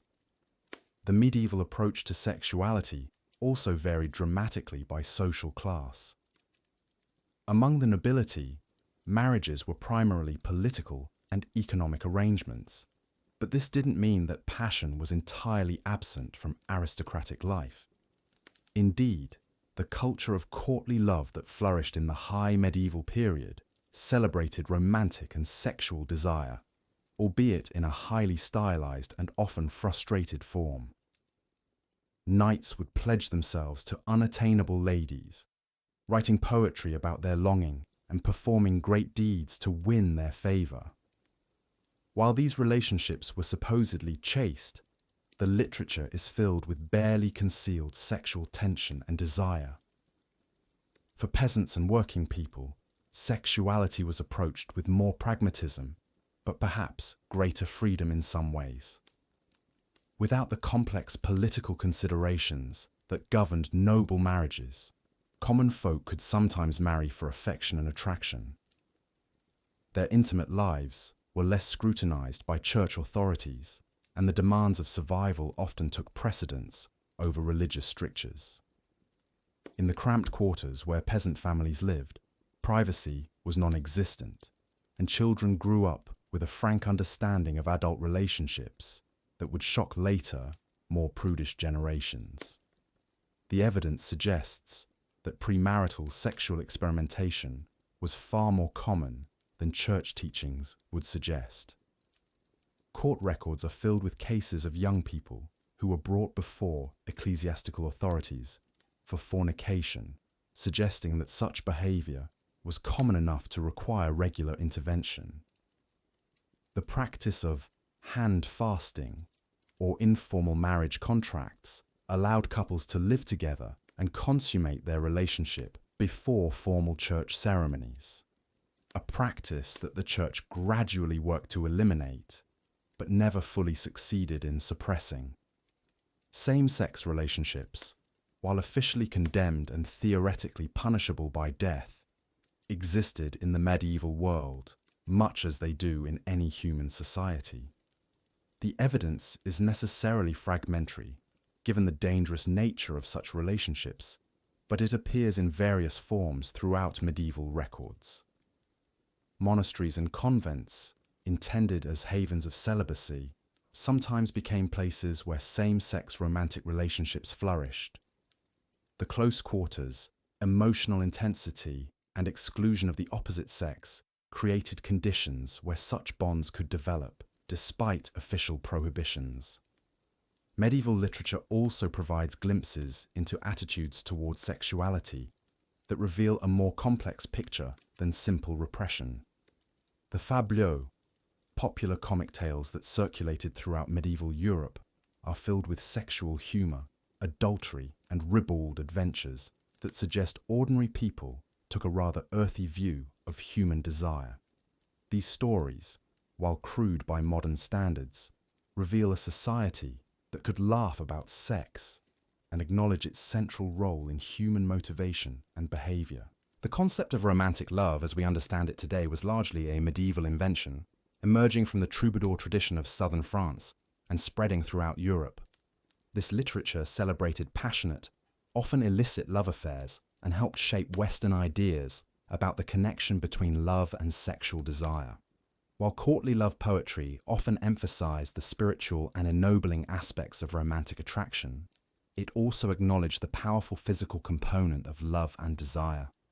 Prostitution was another aspect of medieval sexuality that reveals the gap between official morality and practical reality. While the church condemned prostitution as sinful, secular authorities often regulated it as a necessary evil. Many medieval cities had designated red light districts where prostitution was tolerated and taxed. The authorities recognized that young men, especially those who could not afford to marry early, needed some outlet for their sexual desires, and controlled prostitution was seen as preferable to rape or adultery. The lives of medieval prostitutes varied widely, from high-class courtesans who served wealthy clients to desperate women forced into the trade by poverty. Some managed to accumulate considerable wealth and influence, while others lived in degrading conditions that would be shocking by modern standards. What's remarkable is how openly this trade was acknowledged and regulated, suggesting a more pragmatic approach to human sexuality than official church teachings would suggest. Medieval attitudes towards sexuality were also shaped by the belief in the fundamental differences between men and women. women were seen as naturally more lustful and sexually voracious than men, a view that seems counterintuitive today, but was widely accepted in medieval thought. This belief led to complex anxieties about female sexuality and the need to control it through marriage, religious life, or other social institutions. At the same time, it acknowledged women as sexual beings with their own desires and needs, rather than viewing them as passive recipients of male attention. The seasonal rhythms that governed so much of medieval life also influenced sexual practices. Spring festivals often included explicit sexual symbolism and opportunities for young people to meet and court potential partners. May Day celebrations, harvest festivals, and other seasonal gatherings provided socially sanctioned opportunities for flirtation and romance that might lead to more intimate encounters. These traditions, many rooted in pre-Christian fertility religions, persisted despite church opposition and provided outlets for sexual expression within community contexts. The medieval bedroom itself was a space that differed dramatically from our modern expectations of privacy and romance. Most people shared their sleeping spaces with family members, servants, or guests, making intimate moments a matter of careful timing and discretion. Wealthy households might have more privacy, but even noble couples often shared their chambers with servants who slept nearby. This lack of privacy required a different approach to intimacy, one that valued quiet discretion and careful timing over spontaneous passion. Despite all these constraints and complications, medieval people found ways to express their sexuality and maintain intimate relationships that brought joy, comfort, and connection to their often difficult lives. The evidence suggests that couples who genuinely cared for each other worked to create satisfying, intimate relationships within the constraints of their time. They developed private signals and codes, found moments of solitude, and created emotional bonds that transcended the purely physical aspects of their relationships. The legacy of medieval sexuality is complex and often misunderstood. While it's true that the period was marked by religious restrictions and social controls that would seem oppressive today, it's also true that medieval people were not simply passive victims of these constraints. They found ways to express their humanity, their desires, and their need for intimate connection despite the obstacles they faced. Their stories, fragmentary as they are, remind us that human sexuality is remarkably persistent and adaptable, finding expression even under the most challenging circumstances. As we drift off to sleep tonight, we might reflect on these long-ago lovers who found each other in the darkness of medieval nights. Their passion may have been constrained by religious doctrine and social convention, but it was no less real for all that. In their whispered endearments, their stolen moments of intimacy, and their determination to find joy and connection despite the hardships of their time, we see reflections of our own deepest human needs and desires. But perhaps nowhere was the clash between official doctrine and lived reality more evident than in the shadowy world of medieval abortion and contraception. Despite the Church's thunderous condemnations and the very real threat of excommunication, medieval women possessed a remarkable body of knowledge about preventing and terminating pregnancies. This wasn't the desperate fumbling of the ignorant, but rather a sophisticated understanding passed down through generations of mothers, midwives, and wise women. The methods they employed would seem both familiar and foreign to modern eyes. Herbs like pennyroyal, tansy, and rue were brewed into bitter teas that could bring on a woman's monthly courses when they had mysteriously ceased.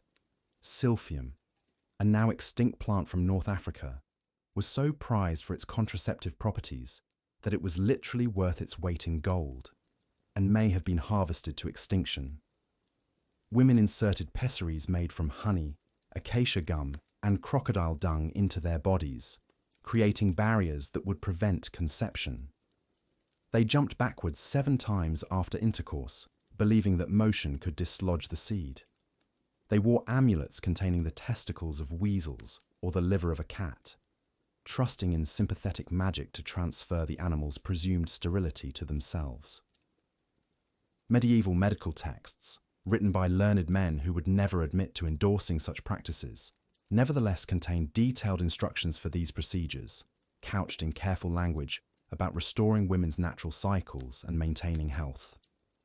The famous physician Avicenna wrote extensively about substances that could prevent conception, while always maintaining the pretense that such knowledge was purely theoretical. Midwives and herbalists walked a dangerous tightrope, providing services that were desperately needed while avoiding the scrutiny of church authorities, who might brand them as murderers or witches. The reality was that for many medieval women, particularly those already struggling to feed existing children or facing the prospect of bearing a child out of wedlock, these methods represented not sin, but survival. A peasant woman who already had 6 mouths to feed and a husband barely able to work their small plot of land faced genuine starvation if another child arrived. A young servant girl seduced by her master's son faced not just shame, but complete social and economic ruin if she bore his child. For these women, the Church's teachings about accepting God's will rang hollow against the harsh mathematics of medieval survival. The procedures themselves were often dangerous, carried out in secrecy by women with varying levels of skill and knowledge. Some herbs were effective but toxic, causing severe illness or death if the dosage was miscalculated. Mechanical methods of abortion, involving the insertion of various implements, carried enormous risks of infection and hemorrhage in an age before antiseptics or antibiotics. Many women died from these attempts, their deaths carefully explained as natural miscarriages or sudden illnesses to avoid scandal. Yet despite these dangers, the practice continued, sustained by networks of women who shared knowledge and provided mutual support. A midwife might quietly slip a packet of herbs to a desperate mother, accompanied by whispered instructions and warnings. Older women would teach younger ones the signs and timing that might prevent conception naturally. Market women might point a customer towards certain vendors who sold particular combinations of spices and herbs, understanding passing between them without words. The Church, for its part, struggled with the reality that its own teachings created impossible situations for medieval women. While officially condemning all forms of birth control, individual priests might privately counsel troubled parishioners with more compassion than doctrine. Some theological authorities made careful distinctions between preventing conception and ending an established pregnancy, arguing that the soul didn't enter the body until quickening occurred. Others debated whether actions taken to restore a woman's health could be morally justified, even if they resulted in the loss of potential life. This underground world of reproductive knowledge also intersected with the broader practice of folk medicine and healing.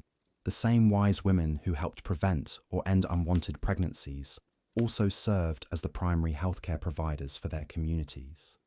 They assisted with difficult births, treated childhood illnesses, helped the elderly manage pain, and provided comfort to the dying. Their knowledge encompassed not just reproduction, but the full spectrum of human physical and emotional needs, making them indispensable even to those who might publicly condemn their practices. The economic aspects of this hidden trade were equally complex. While some women provided these services out of compassion or community obligation, others found in them a source of much-needed income. A skilled herbalist or midwife might charge substantial fees for her most sensitive services, creating a small but significant underground economy. The rare and exotic ingredients required for some procedures created their own networks of trade, with merchants and apothecaries serving as discreet intermediaries. These practices also revealed the sophisticated understanding medieval women had of their own bodies and reproductive cycles. They tracked their monthly courses with careful attention, noting patterns and variations that might indicate pregnancy or fertility. They understood the connection between nursing and reduced fertility, often extending breastfeeding as a natural form of birth control. They recognized the signs of pregnancy from its earliest stages and knew how their bodies responded to different herbs and treatments. The psychological dimensions of this hidden world were equally profound. Women carrying the burden of unwanted pregnancies faced not just physical dangers, but enormous emotional strain. The secrecy required meant they often endured their fears and pain in isolation, unable to seek comfort from family or friends. The guilt imposed by religious teachings warred with practical necessity, creating internal conflicts that could last a lifetime. Many women carried the weight of these decisions in silence, never speaking of them even to their closest confidants. For medieval men, this world remained largely invisible and incomprehensible. While they might benefit from women's ability to prevent or end pregnancies, they were typically excluded from the knowledge and networks that made such control possible. This created another layer of gender-based secrecy within medieval sexuality, with women possessing and guarding information that could dramatically affect their lives and relationships. The intersection of this reproductive underground with medieval law created additional complications. While church law clearly condemned these practices, secular authorities often took a more pragmatic approach. Local magistrates might look the other way when dealing with cases that didn't involve obvious fraud or harm to others. Some legal codes made distinctions between different types of interventions, reflecting the complex moral calculations that governed medieval life. As we consider this hidden dimension of medieval sexuality, we're reminded once again of the remarkable resourcefulness and agency that medieval women exercised despite the constraints placed upon them.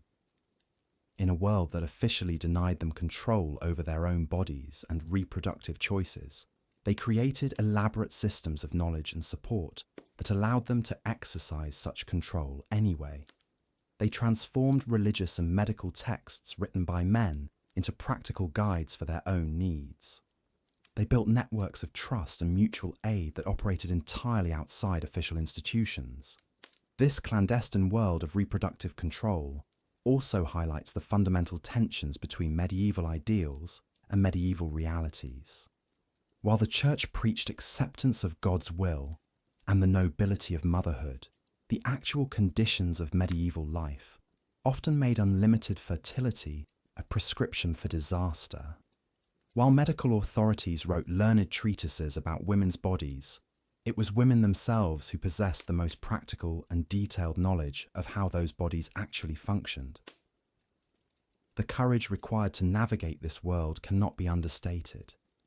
Women who sought to control their fertility faced not just physical dangers, but the constant threat of discovery and punishment. They risked excommunication, social ostracism, legal prosecution, and even execution if their activities were exposed and condemned as witchcraft. Yet they persisted, driven by necessity and sustained by the bonds of female solidarity that transcended official disapproval.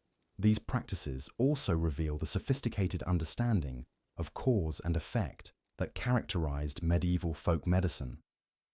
While modern science might dismiss many of these methods as ineffective, recent research has shown that some traditional contraceptive and abortifacient herbs do indeed contain active compounds that affect reproduction. Medieval women, through centuries of careful observation and experimentation, had identified substances and techniques that actually worked, even if they couldn't explain the mechanisms in modern scientific terms. The legacy of this hidden world extended far beyond the medieval period itself. The knowledge and networks that medieval women created to control their fertility laid the groundwork for later developments in reproductive medicine. The courage they showed in defying official prohibition helped establish the principle that women should have some say in their own reproductive destiny. The solidarity they demonstrated in sharing dangerous knowledge and supporting each other through difficult procedures prefigured later movements for women's rights and reproductive freedom. As our exploration of medieval sexuality draws toward a close, this underground world of reproductive control serves as a powerful reminder of the complexity and richness of medieval life. Beneath the surface of official doctrine and public morality lay a vibrant world of human agency, practical knowledge, and mutual support. Medieval sex, forbidden desires, and hidden truths. In the shadowy corners of castle chambers and humble peasant hovels, medieval sexuality unfolded in ways that would shock us today. While we've explored the brutal realities of clan warfare, the grinding poverty of peasant life, and the iron grip of the Catholic Church, there's one aspect of medieval existence that remained largely hidden from public view, yet shaped every intimate moment between husband and wife, lord and servant, monk and maiden. Tonight, we delve into the most private chambers of medieval society, where desire battled dogma and human nature clashed with divine decree. For in this world of rigid social hierarchies and religious control, sexuality became a battlefield where the most fundamental human drives met the most severe restrictions. Picture, if you will, a young bride on her wedding night in 14th century Scotland. She has never been alone with a man, never seen an unclothed male body, and certainly never received any instruction about what was to occur in the marriage bed. The church had taught her that carnal desire was sinful, that her body was a vessel of temptation, and that her highest calling was purity. Yet here she stood, trembling in a draughty castle chamber, about to become wife to a man she had met only hours before. This was the reality for countless medieval women, thrust into marriages arranged not for love, but for political alliance, land consolidation, or simple survival. The bride's education about sexuality came not from mothers or midwives, but from whispered conversations with other women who themselves had learned through painful experience. The church's teachings provided little guidance for the actual mechanics of marital relations, focusing instead on the sinfulness of pleasure and the duty of procreation. Medieval sexuality existed in a constant state of contradiction. On one hand, the Catholic Church dominated every aspect of intimate life, declaring that sex was acceptable only within marriage, and only for the purpose of creating children. Any pleasure derived from the act was considered sinful, a dangerous indulgence that could lead the soul toward damnation. On the other hand, human nature demanded expression, leading to a complex underground world of desire, passion, and forbidden encounters. The Church's control over sexuality was absolute and detailed. Canon law dictated not only who could marry whom, but when and how often married couples could engage in intimate relations. Sex was forbidden during Lent, Advent, feast days, fast days, Sundays, Wednesdays, Fridays, during menstruation, pregnancy, and while nursing. By some calculations, the Church had declared sexual relations forbidden for nearly half the year. Even when permitted, the act was to be performed in darkness, in silence, and in the missionary position only. Any deviation was considered a grave sin. Yet despite these restrictions, medieval people found ways to navigate the complex landscape of desire and duty. Courtly love emerged as a sophisticated form of romantic expression that celebrated the very passions the Church condemned. This tradition, popularized in the courts of southern France, created an elaborate code of conduct around romantic longing and unrequited desire. Knights would dedicate themselves to married noblewomen, composing poetry and songs that praised their beauty, while maintaining the fiction that their love remained pure and unconsummated. The reality, of course, was often quite different. Behind the elegant verses and chivalric gestures lay a world where powerful men took what they desired and women had little recourse. The droit du seigneur, or right of the first night, may have been more legend than law, but it reflected the very real power imbalances that defined medieval sexuality. Lords could and did demand sexual favours from servant women, and resistance often meant dismissal violence, or worse. For the common people, sexuality was intertwined with survival. Peasant marriages were practical arrangements, unions designed to combine resources and ensure the continuation of family lines. Yet even in these humble circumstances, love and desire found expression. Wedding celebrations were raucous affairs, where communities gathered to bless the union with fertility rituals that predated Christianity. The bedding ceremony, where guests would escort the bride and groom to their chamber, was both celebration and public acknowledgement of the sexual nature of marriage. In the cramped quarters of peasant huts, privacy was virtually non-existent. Families lived in single rooms shared with livestock, and intimate relations occurred within earshot of children, parents, and animals. This lack of privacy created a matter-of-fact attitude towards sexuality that contrasted sharply with the shame and secrecy promoted by the church. Children learned about reproduction by observing both human and animal behavior, creating a practical understanding that coexisted with religious teachings about sin and purity. Medieval medicine offered a fascinating blend of ancient knowledge and religious superstition when it came to sexuality and reproduction. Physicians, trained in the classical traditions of Galen and Hippocrates, understood that both men and women contributed to conception, though their explanations were often wildly inaccurate. They believed that women, like men, produced seed, and that pregnancy resulted from the mixing of hot male seed with cool female seed. This led to the conclusion that female pleasure was necessary for conception, a belief that would seem progressive by later standards. Medical texts described various positions and techniques for enhancing fertility, and contrary to church teaching, acknowledged that sexual pleasure served important functions beyond mere procreation. The famous physician Avicenna wrote extensively about sexual health, recommending specific foods, exercises, and even mechanical devices to enhance performance and satisfaction. These medical traditions, largely preserved and transmitted through Islamic scholarship, offered a counterpoint to Christian teachings about the sinfulness of carnal pleasure. Women in medieval society faced particular challenges when it came to sexuality. They were simultaneously revered as the mothers of future generations and reviled as the descendants of Eve, the temptress who brought sin into the world. This contradiction shaped every aspect of female sexual experience. Young women were taught to guard their virginity as their most precious possession, for upon it depended their marriage prospects and family honor. Yet once married, they were expected to submit to their husband's desires, regardless of their own feelings or physical condition. The medieval understanding of female anatomy was both surprisingly sophisticated and utterly wrong. Physicians knew about the clitoris, which they called the female member, and understood its role in sexual pleasure.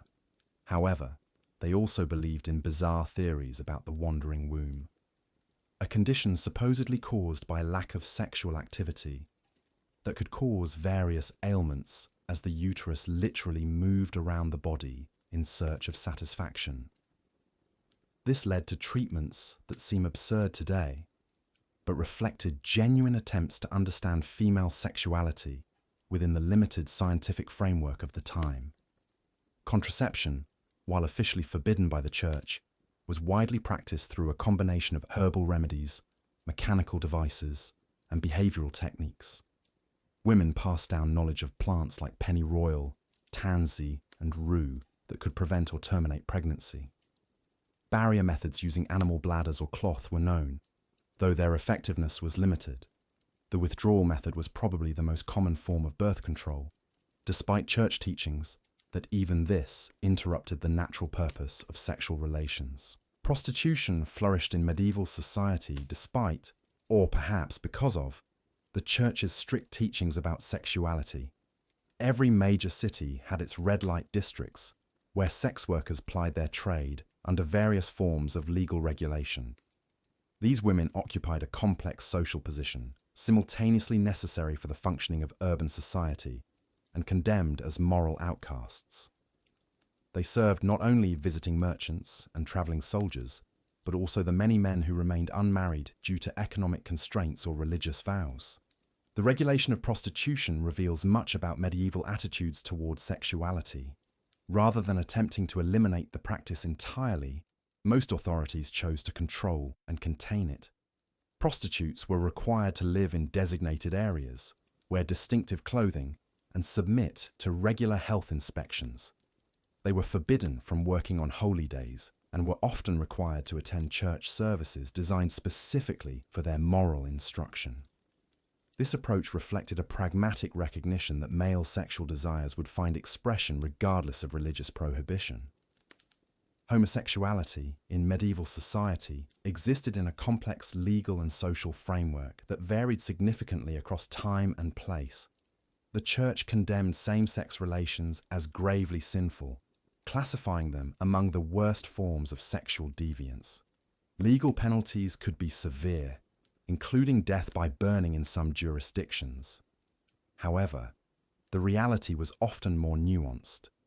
Close relationships between men, particularly in military and religious contexts, were common and often celebrated, as long as they maintained the appearance of spiritual rather than physical bonds. The medieval period saw the emergence of romantic friendships between men that pushed the boundaries of acceptable intimacy. Knights would swear oaths of eternal devotion to one another. Monks would write passionate letters expressing their spiritual love, and young men would share beds as a matter of course in crowded households. The line between spiritual and physical intimacy was often deliberately blurred, allowing for relationships that satisfied emotional and perhaps physical needs, while maintaining plausible deniability about their true nature. Women's same-sex relationships were less documented but certainly existed. The relative invisibility of female homosexuality in medieval records reflects both the patriarchal nature of society, which paid less attention to women's private lives, and perhaps different social attitudes toward female intimacy. Women were expected to be more emotionally expressive and physically affectionate with one another, creating space for relationships that might have attracted suspicion if they had occurred between men. The rise of courtly love in the 12th and 13th centuries represented a revolutionary approach to sexuality and romance that would influence Western culture for centuries to come. This tradition, which emerged in the courts of Provence and Aquitaine, celebrated passionate, often adulterous love as the highest form of human experience. The key elements of courtly love included the worship of an unattainable lady, the ennobling power of desire, and the celebration of suffering in the name of love. The poetry and literature of courtly love created elaborate fantasies of romantic devotion that stood in stark contrast to the arranged marriages and practical partnerships that dominated medieval society. These works described knights who would endure any hardship for a glimpse of their beloved's favour, ladies whose beauty and virtue inspired great deeds, and the exquisite torture of loving someone beyond reach. While these literary creations may seem artificial to modern readers, they reflected genuine longings for emotional and spiritual connection that the practical realities of medieval life often denied. The influence of courtly love extended beyond literature into actual social practices. Courts developed elaborate rituals around romantic attachment, including formal ceremonies where knights would pledge their service to particular ladies, tournaments fought in honor of favored women, and complex systems of symbolic communication through gifts, colors, and secret messages. These practices allowed for the expression of desires that could not be openly acknowledged while maintaining the fiction of spiritual rather than physical attraction. The tension between courtly love ideals and Christian morality created ongoing debates about the nature of proper relationships between men and women. Some religious authorities denounced courtly love as a dangerous heresy that elevated human passion above divine love. Others attempted to reconcile the tradition with Christian teaching by emphasizing the spiritual rather than physical aspects of romantic devotion. This ongoing negotiation between secular and religious approaches to love and sexuality would continue throughout the medieval period and beyond. The Black Death of the 14th century had profound effects on medieval sexuality and social relationships. The massive population loss created labor shortages that gave surviving workers greater economic power and social mobility.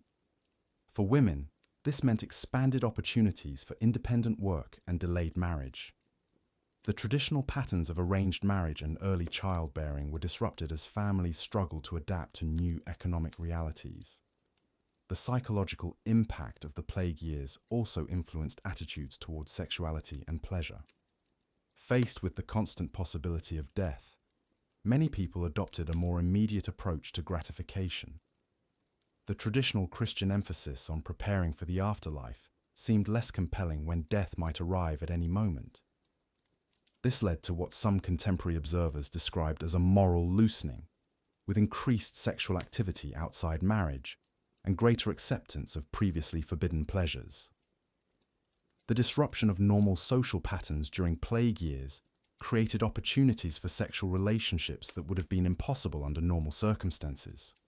With so many traditional authority figures dead or displaced, social control weakened. Young people found themselves with greater freedom to choose their own partners, and women whose husbands had died gained unprecedented independence. These changes would have lasting effects on European society long after the immediate crisis of the plague had passed.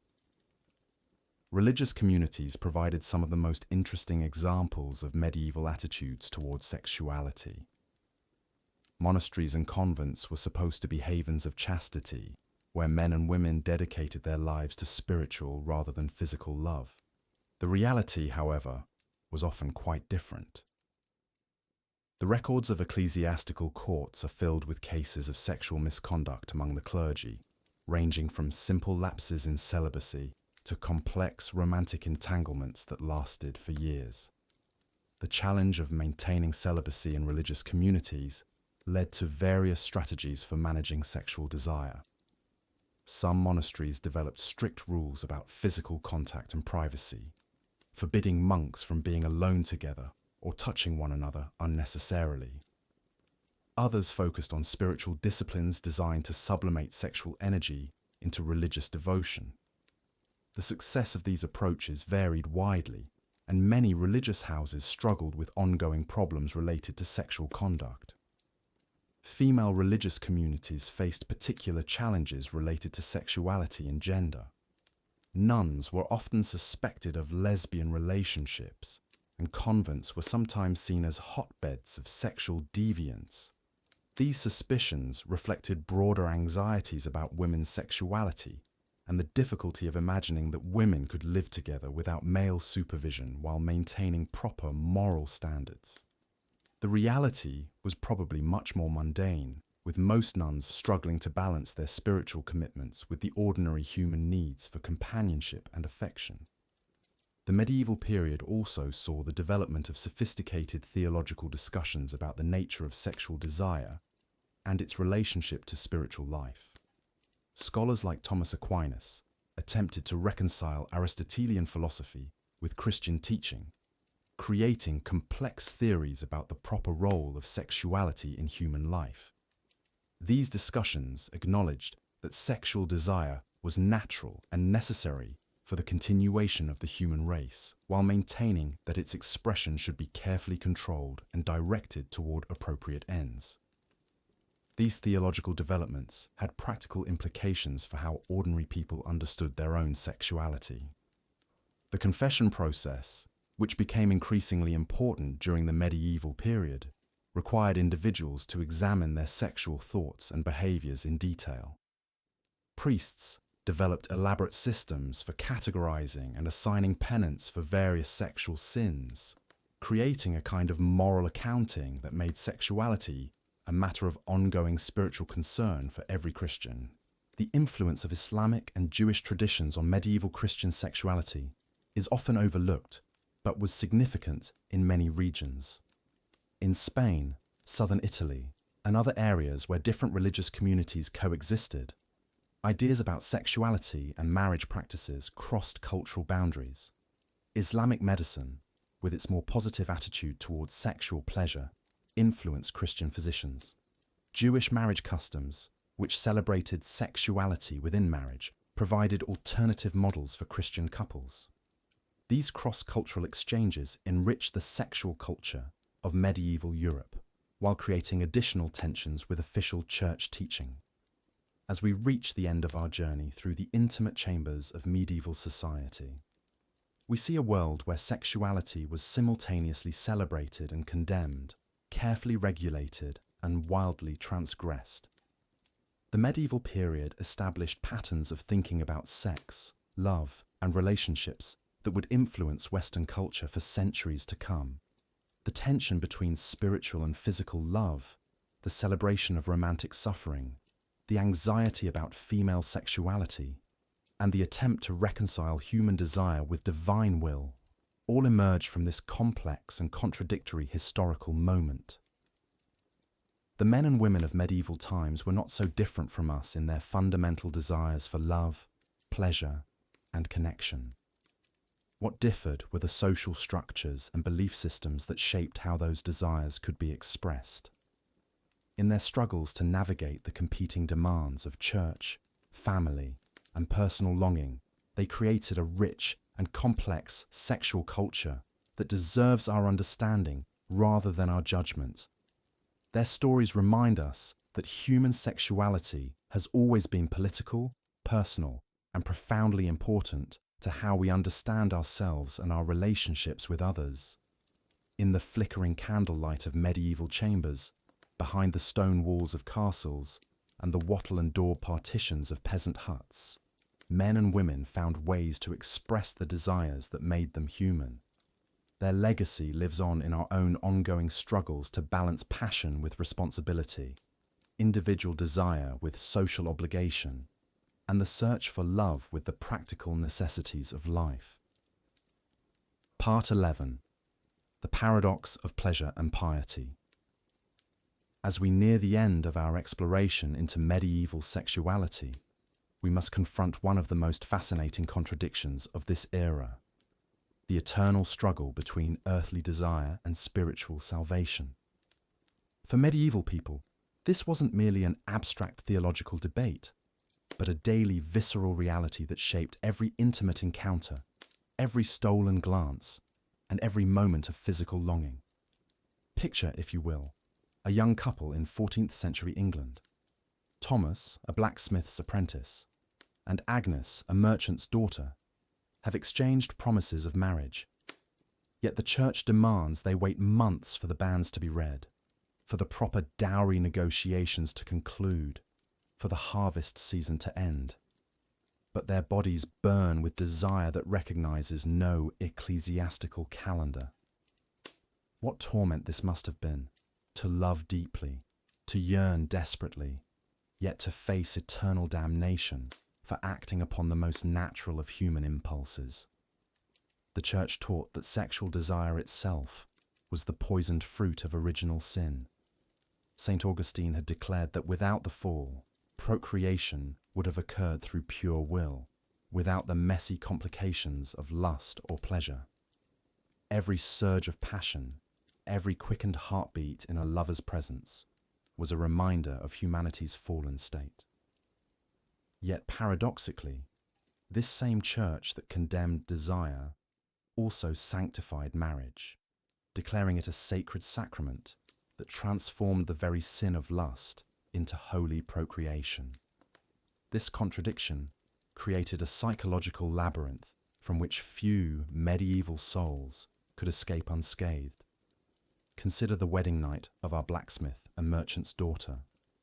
After months of enforced separation, after countless nights of fevered dreams and guilty self-recrimination, they finally come together in lawful union. But even in this moment of sanctified consummation, the spectre of sin haunts their bed. Have they coupled purely for God's glory and the continuation of the human race? Or have they succumbed to base animal instincts that mark them as little better than beasts? The Church offered no easy answers to these tormented questions. Instead, it provided an elaborate taxonomy of sexual sin that would make even the most dedicated scholar's head spin. There was fornicatio, sex between unmarried partners; adulterium, extramarital affairs; stuprum, the violation of virgins or widows; incestus, relations between those related by blood or marriage; sodomia, any sexual act that could not result in procreation; sacrilegium, the seduction of those in religious orders. But the categories grew ever more Byzantine. The Church distinguished between natural and unnatural sins, between sins of commission and omission, between carnal knowledge and mere lustful thoughts. They debated whether it was worse to commit adultery with a married woman or an unmarried one, whether certain sexual positions were inherently sinful, whether pleasure during marital intercourse was acceptable or deplorable. Thomas Aquinas, that towering intellect of medieval theology, attempted to bring order to this chaos through reason and philosophy.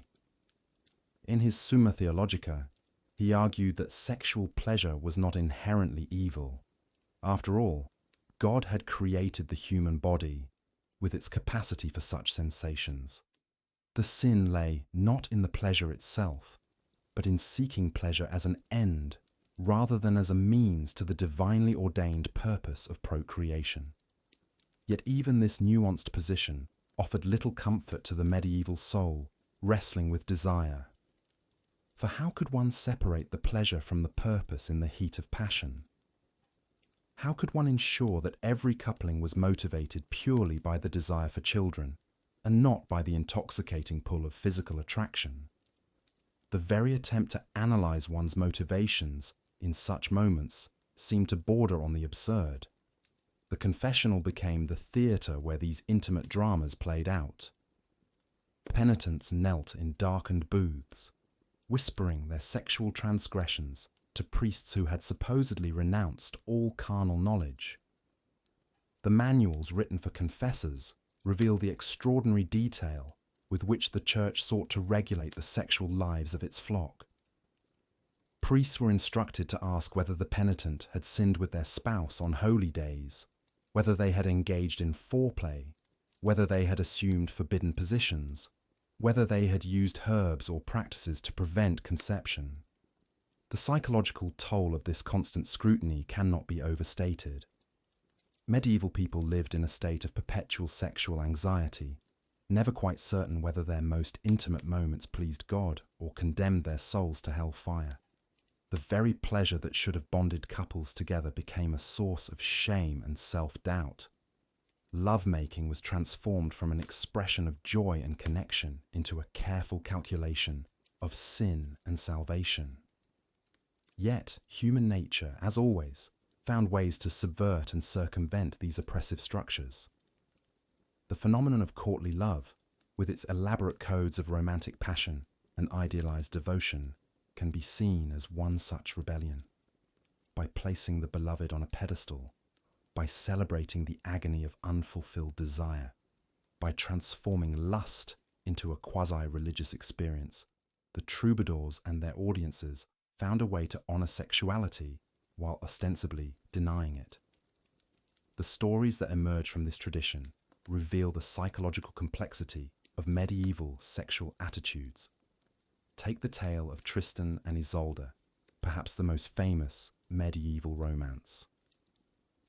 Here we have two lovers whose passion is both celebrated and condemned, whose union is impossible yet inevitable, whose very suffering becomes a form of spiritual transcendence. The story suggests that perhaps the highest form of love is one that can never be consummated, that the truest devotion lies in perpetual yearning rather than physical fulfillment. But not all medieval people were content with such sublimated expressions of sexuality.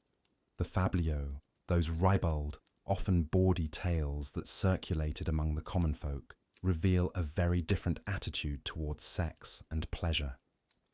In these stories, sexual appetite is celebrated rather than condemned. Cleverness in securing sexual satisfaction is applauded, and the pompous moralizing of church authorities is mocked with gleeful irreverence. Consider the tale of The Miller's Daughter, in which a clever young woman outwits both her father and a lecherous priest to secure a night of passion with her beloved. Or The Wife of Bath's Tale from Chaucer's Canterbury Tales, which argues that women desire sovereignty over their husbands above all else, including control over their own sexual pleasure. These stories suggest that beneath the surface of medieval Christian morality lay a rich vein of sexual pragmatism and even celebration. The mystics of the medieval period offer perhaps the most fascinating example of the era's complex relationship with sexuality and spirituality. Figures like Hildegard of Bingen, Mechthild of Magdeburg, and Julian of Norwich wrote of their spiritual experiences in language that was unmistakably erotic.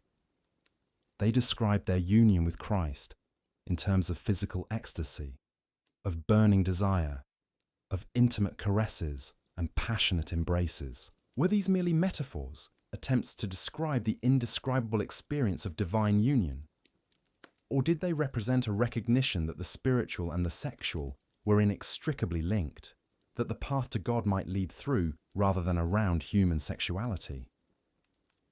The Church was never quite comfortable with such expressions, yet it could hardly condemn experiences that so clearly bore the fruits of holiness in the lives of these remarkable women. The medical texts of the period add another layer to our understanding of medieval sexual attitudes.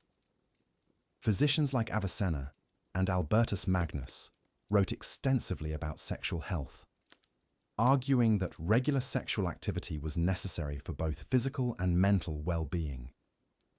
They described the symptoms of sexual frustration, particularly in women, with clinical precision, and prescribed various remedies including, in extreme cases, manual stimulation by midwives. These medical perspectives often conflicted directly with church teaching, creating yet another source of confusion for medieval people. Was sexual desire a sinful impulse to be suppressed, or a natural bodily function that required regular expression for health? The answer often depended on whom you asked and in what context. The art and literature of the period reflect this fundamental ambivalence about sexuality. Gothic cathedrals, those supreme expressions of medieval spirituality, are filled with erotic imagery, from the sensuous curves of the Virgin Mary to the explicitly sexual carvings hidden in dark corners. The Song of Songs, perhaps the most erotically charged book in the Bible, was endlessly commented upon by medieval theologians who struggled to reconcile its celebration of physical love with Christian doctrine. Even the lives of the saints reveal this tension. Saint Mary of Egypt was a prostitute who found God in the desert. Saint Mary Magdalene was traditionally identified as a reformed adulteress. The message seemed to be that sexual experience, even sexual sin, was not incompatible with ultimate salvation. Indeed, it might even be a necessary prelude to it. As we consider the sexual lives of ordinary medieval people, we must remember that they inhabited a world where every aspect of life was seen through the lens of eternity. Their sexual choices were not merely personal preferences or even social contracts. They were decisions that would determine their fate in the afterlife. The weight of such responsibility must have been crushing at times, yet it also imbued even the most mundane physical encounters with cosmic significance. The medieval period left us with a complex and contradictory legacy regarding human sexuality. On one hand, it established patterns of sexual shame and repression that would influence Western culture for centuries to come. On the other hand, it produced some of the most profound meditations on the relationship between physical and spiritual love in human history. Perhaps most importantly, it demonstrated that human sexuality cannot be contained or controlled by even the most powerful institutions. Despite centuries of church teaching, despite elaborate systems of confession and penance, despite threats of eternal damnation, medieval people continued to love, to desire, and to seek pleasure in ways that were authentically human rather than artificially pious.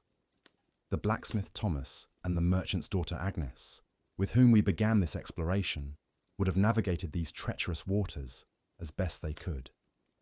They would have sought to balance their love for each other with their fear of God, their desire for pleasure with their hope for salvation. In doing so, they participated in one of the most fundamentally human struggles, the attempt to reconcile our animal nature with our spiritual aspirations, our earthly desires with our heavenly longings. In the end, perhaps that is the most important lesson we can draw from medieval sexuality, that the tension between flesh and spirit, between pleasure and piety, is not a problem to be solved, but a paradox to be lived. The medieval period, for all its contradictions and complexities, reminds us that human sexuality is never merely biological or social. It is always, inevitably, touched by the sacred and the profound. As we close this chapter of our journey through medieval intimacy, we carry with us the recognition that our ancestors, despite living in a world so different from our own, grappled with questions that remain achingly relevant today. How do we honor both our physical and spiritual natures? How do we balance desire with responsibility, pleasure with purpose, love with law? Looking at medieval sexuality through the lens of lived human experience reveals a fascinating paradox between official doctrine and private reality. While the Catholic Church dominated moral discourse with its rigid prohibitions, actual sexual practices were far more complex and nuanced than religious authorities would have preferred. The Church's sexual teachings were uncompromising in their severity. Sexual activity was permissible only within marriage and solely for procreation. Pleasure itself was viewed with deep suspicion, if not outright condemnation. Married couples were expected to abstain during Lent, Advent, feast days, Sundays, Fridays, and various other holy periods, leaving precious few days when intimacy was officially sanctioned. Women were considered particularly dangerous, their sexuality seen as a corrupting force that could lead men astray from spiritual pursuits. Yet despite these harsh restrictions, human nature inevitably asserted itself. Archaeological evidence and court records reveal a thriving underground world of sexual expression that existed alongside official morality. Contraceptive knowledge, passed down through generations of women, included herbal remedies like silphium and Queen Anne's lace, pessaries made from honey and crocodile dung, and various barrier methods. While the Church officially condemned all forms of birth control, practical necessity often trumped religious doctrine for families struggling to survive. Marriage customs varied dramatically between social classes and regions. Among the nobility, unions were primarily political and economic arrangements, with little consideration for personal attraction or compatibility. Young women, sometimes barely into their teens, were married off to cement alliances or secure inheritances. The concept of romantic love, while celebrated in courtly literature, was largely separate from the institution of marriage itself. For peasants and artisans, marriages were typically more egalitarian partnerships born of practical necessity. Couples often lived together and began sexual relationships before formal church ceremonies, a practice the clergy railed against but could never fully suppress. The medieval concept of marriage by consent meant that private vows exchanged between lovers could be considered valid, even without priestly blessing. Prostitution flourished in medieval towns and cities, often operating with tacit official approval. Bathhouses served as thinly veiled brothels, while red light districts provided regulated spaces for commercial sex. The Church's ambivalent attitude toward prostitution, condemning it morally while recognizing its social function, created a complex web of regulation and tolerance that varied from place to place. Perhaps most tellingly, the very vehemence of religious condemnation suggests how widespread these forbidden practices actually were.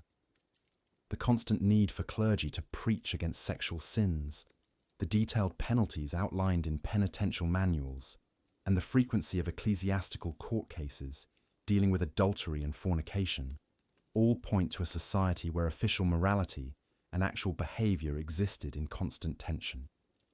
This dynamic between repression and expression, between spiritual ideals and human desires, created a sexual culture that was simultaneously constrained and creative. Medieval people found ways to pursue intimacy, pleasure, and reproductive choice within the narrow confines permitted by their society, demonstrating the persistent human capacity to adapt and survive even under the most restrictive circumstances. The legacy of these medieval tensions continues to influence Western attitudes towards sexuality today, reminding us that the relationship between official morality and private behavior has always been complex, contested, and ultimately very human.